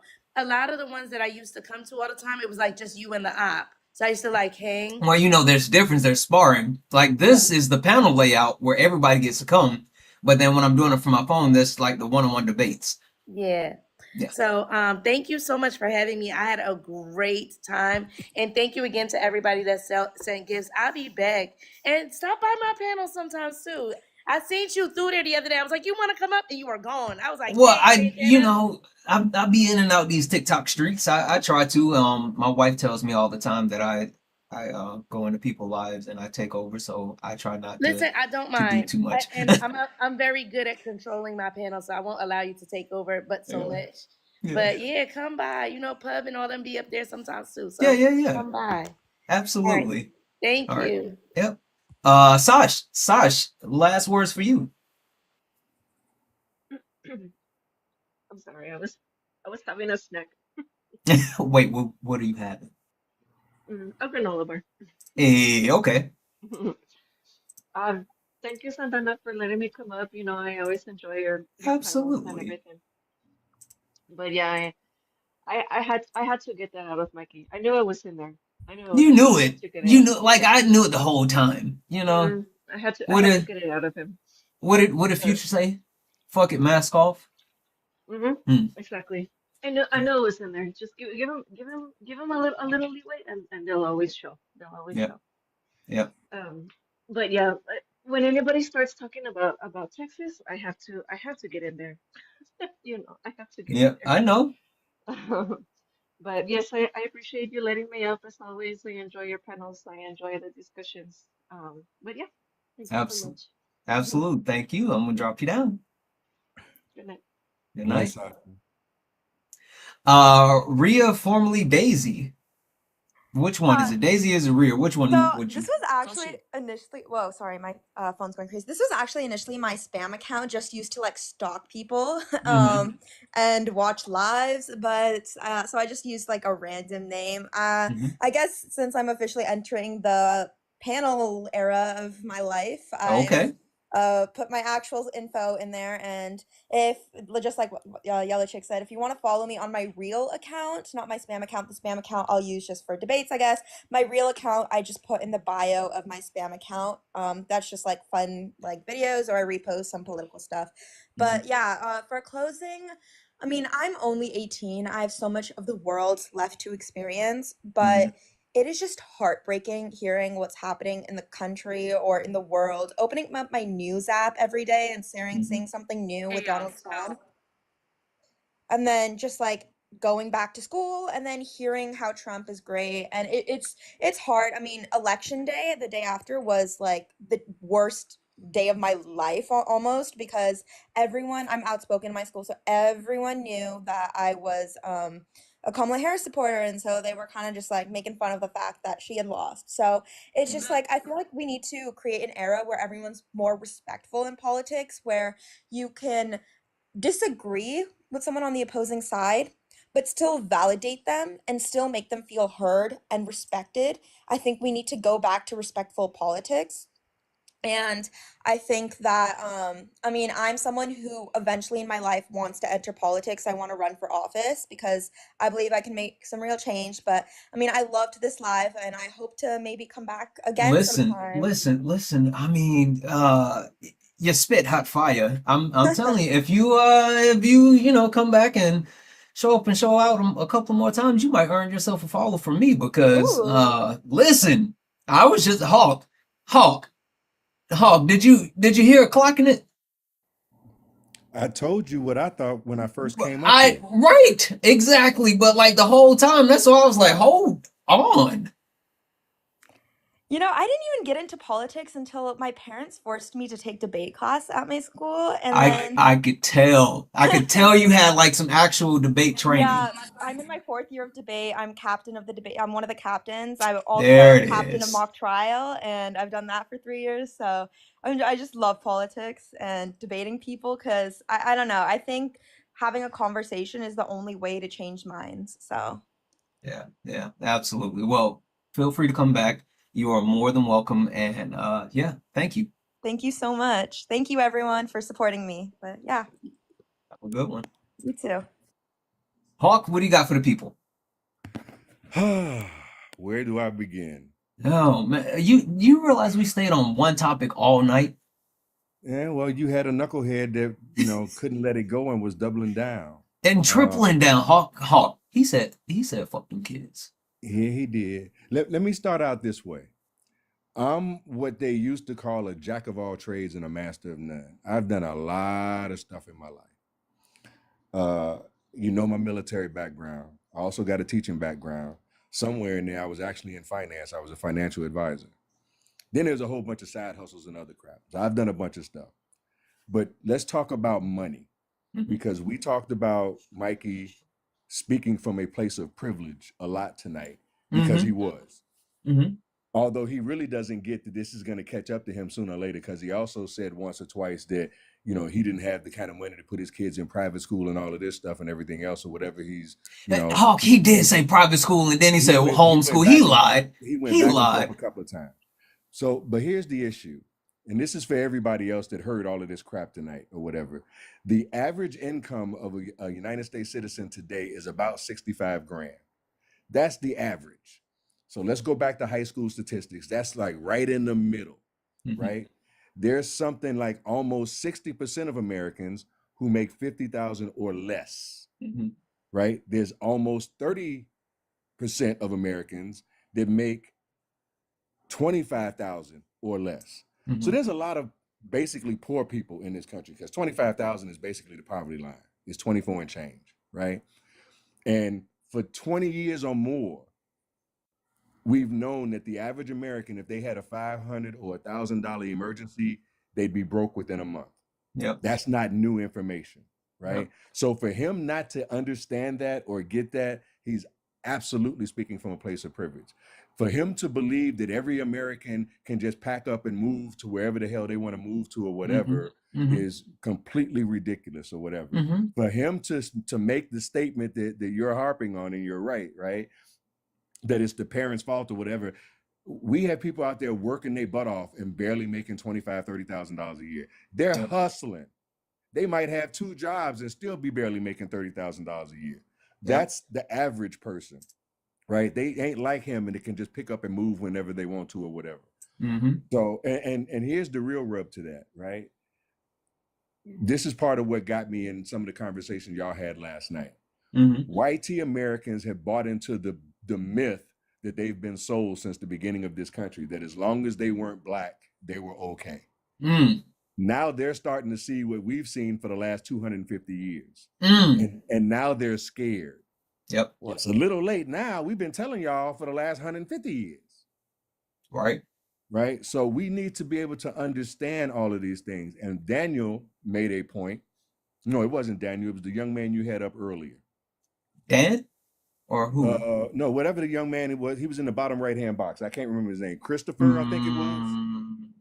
Yep, it was Christopher. He said because Mikey was saying that, we were coming at this some sort of way or whatever, but we're coming at it from a standpoint of humanity, that everybody should be able to be taken care of, whether they can do it themselves or not. If they can't do it themselves, then we as a community should be able to chip in and help, but everybody should be able to have access to all of the normal things. Right. And that's the part that Mikey just didn't get.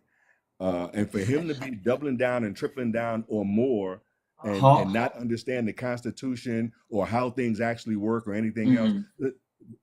I'm gonna go on now. I'm gonna push back on you. I'm sorry. You keep saying he didn't care. Hawk. It's not that he didn't get it. He just didn't care. Well, I think those two things are not necessarily mutually exclusive. If you're in the YT club, you don't have to care because of your privilege. Yeah. Right. So I don't disagree with that at all. But I want to go back real quick to those that have been here for a while and still listening. The federal government only pays, I'm talking to the Department of Education, only pays to the states about 14 or 15 grand. Mm-hmm. 15 grand, 15 million or whatever, Yeah. whatever the number is, right? To states for their education. And that's the percentage. I'm sorry. I said a number and that's the percentage. As low as 8%, as high as maybe 15%, right? The rest of the funding for education in the states come from states and local governments. That's what your taxes are paying for. Your homeowners taxes and all those other state taxes that you're paying for pays for your state Department of Education. That's where the money comes from. And they dictate the curriculum, not the federal government. So he's sitting here talking about we're putting too much money into it. The federal government isn't putting that much money into it. Yeah. Hey, Hawk, you're getting the wrap it up music on the back end. Hey, I'm good. I know when to shut the hell up. Hey. Usually it's me. Tonight it's you. Like they're talking about you. Well, I will say this in defense of myself, and then I'm gonna shut up or whatever. I had to wait a long time. You did. I was trying to whip it back around to you, and every time I did, it was wild tonight, Hawk. It was wild. Jeez Louise, it was wild. Anyway, I appreciate you coming up. Always. Have a good one. Guys, let me read these off. W's in the chat for Steven. Steven sent a $20 donation saying, great live. I despise self-righteous people. Absolutely. I completely agree with that. W's in the chat for J Mule. J Mule sent a $9.99 super chat over on YouTube saying, last one, Republicans voted for billionaire supremacy and degraded the working class. You choose to lift the 3 to 5 MFers and bury the American people. See you in hell. I'll be laughing at you. W's in the chat for J Mule for that super chat. You are absolutely far too kind, guys. It has been a crazy, amazing night. It has been really good. Yeah. Hey guys, it's been absolutely great. I really appreciate everyone for coming and showing up tonight. Let's see here. I want to do a thing if we can do a thing. I want to do a thing if we can do a thing. Let's do this. Let's see if we can do a thing real quick. Guys. Let's see if we can do a thing real quick. Hey, all right, Santana. guys. What's going on, Jaden? How's it going? Good. Listen, wrapping up my live, and I want to do a Jaden raid. So, guys, there's 700-something people hanging out here.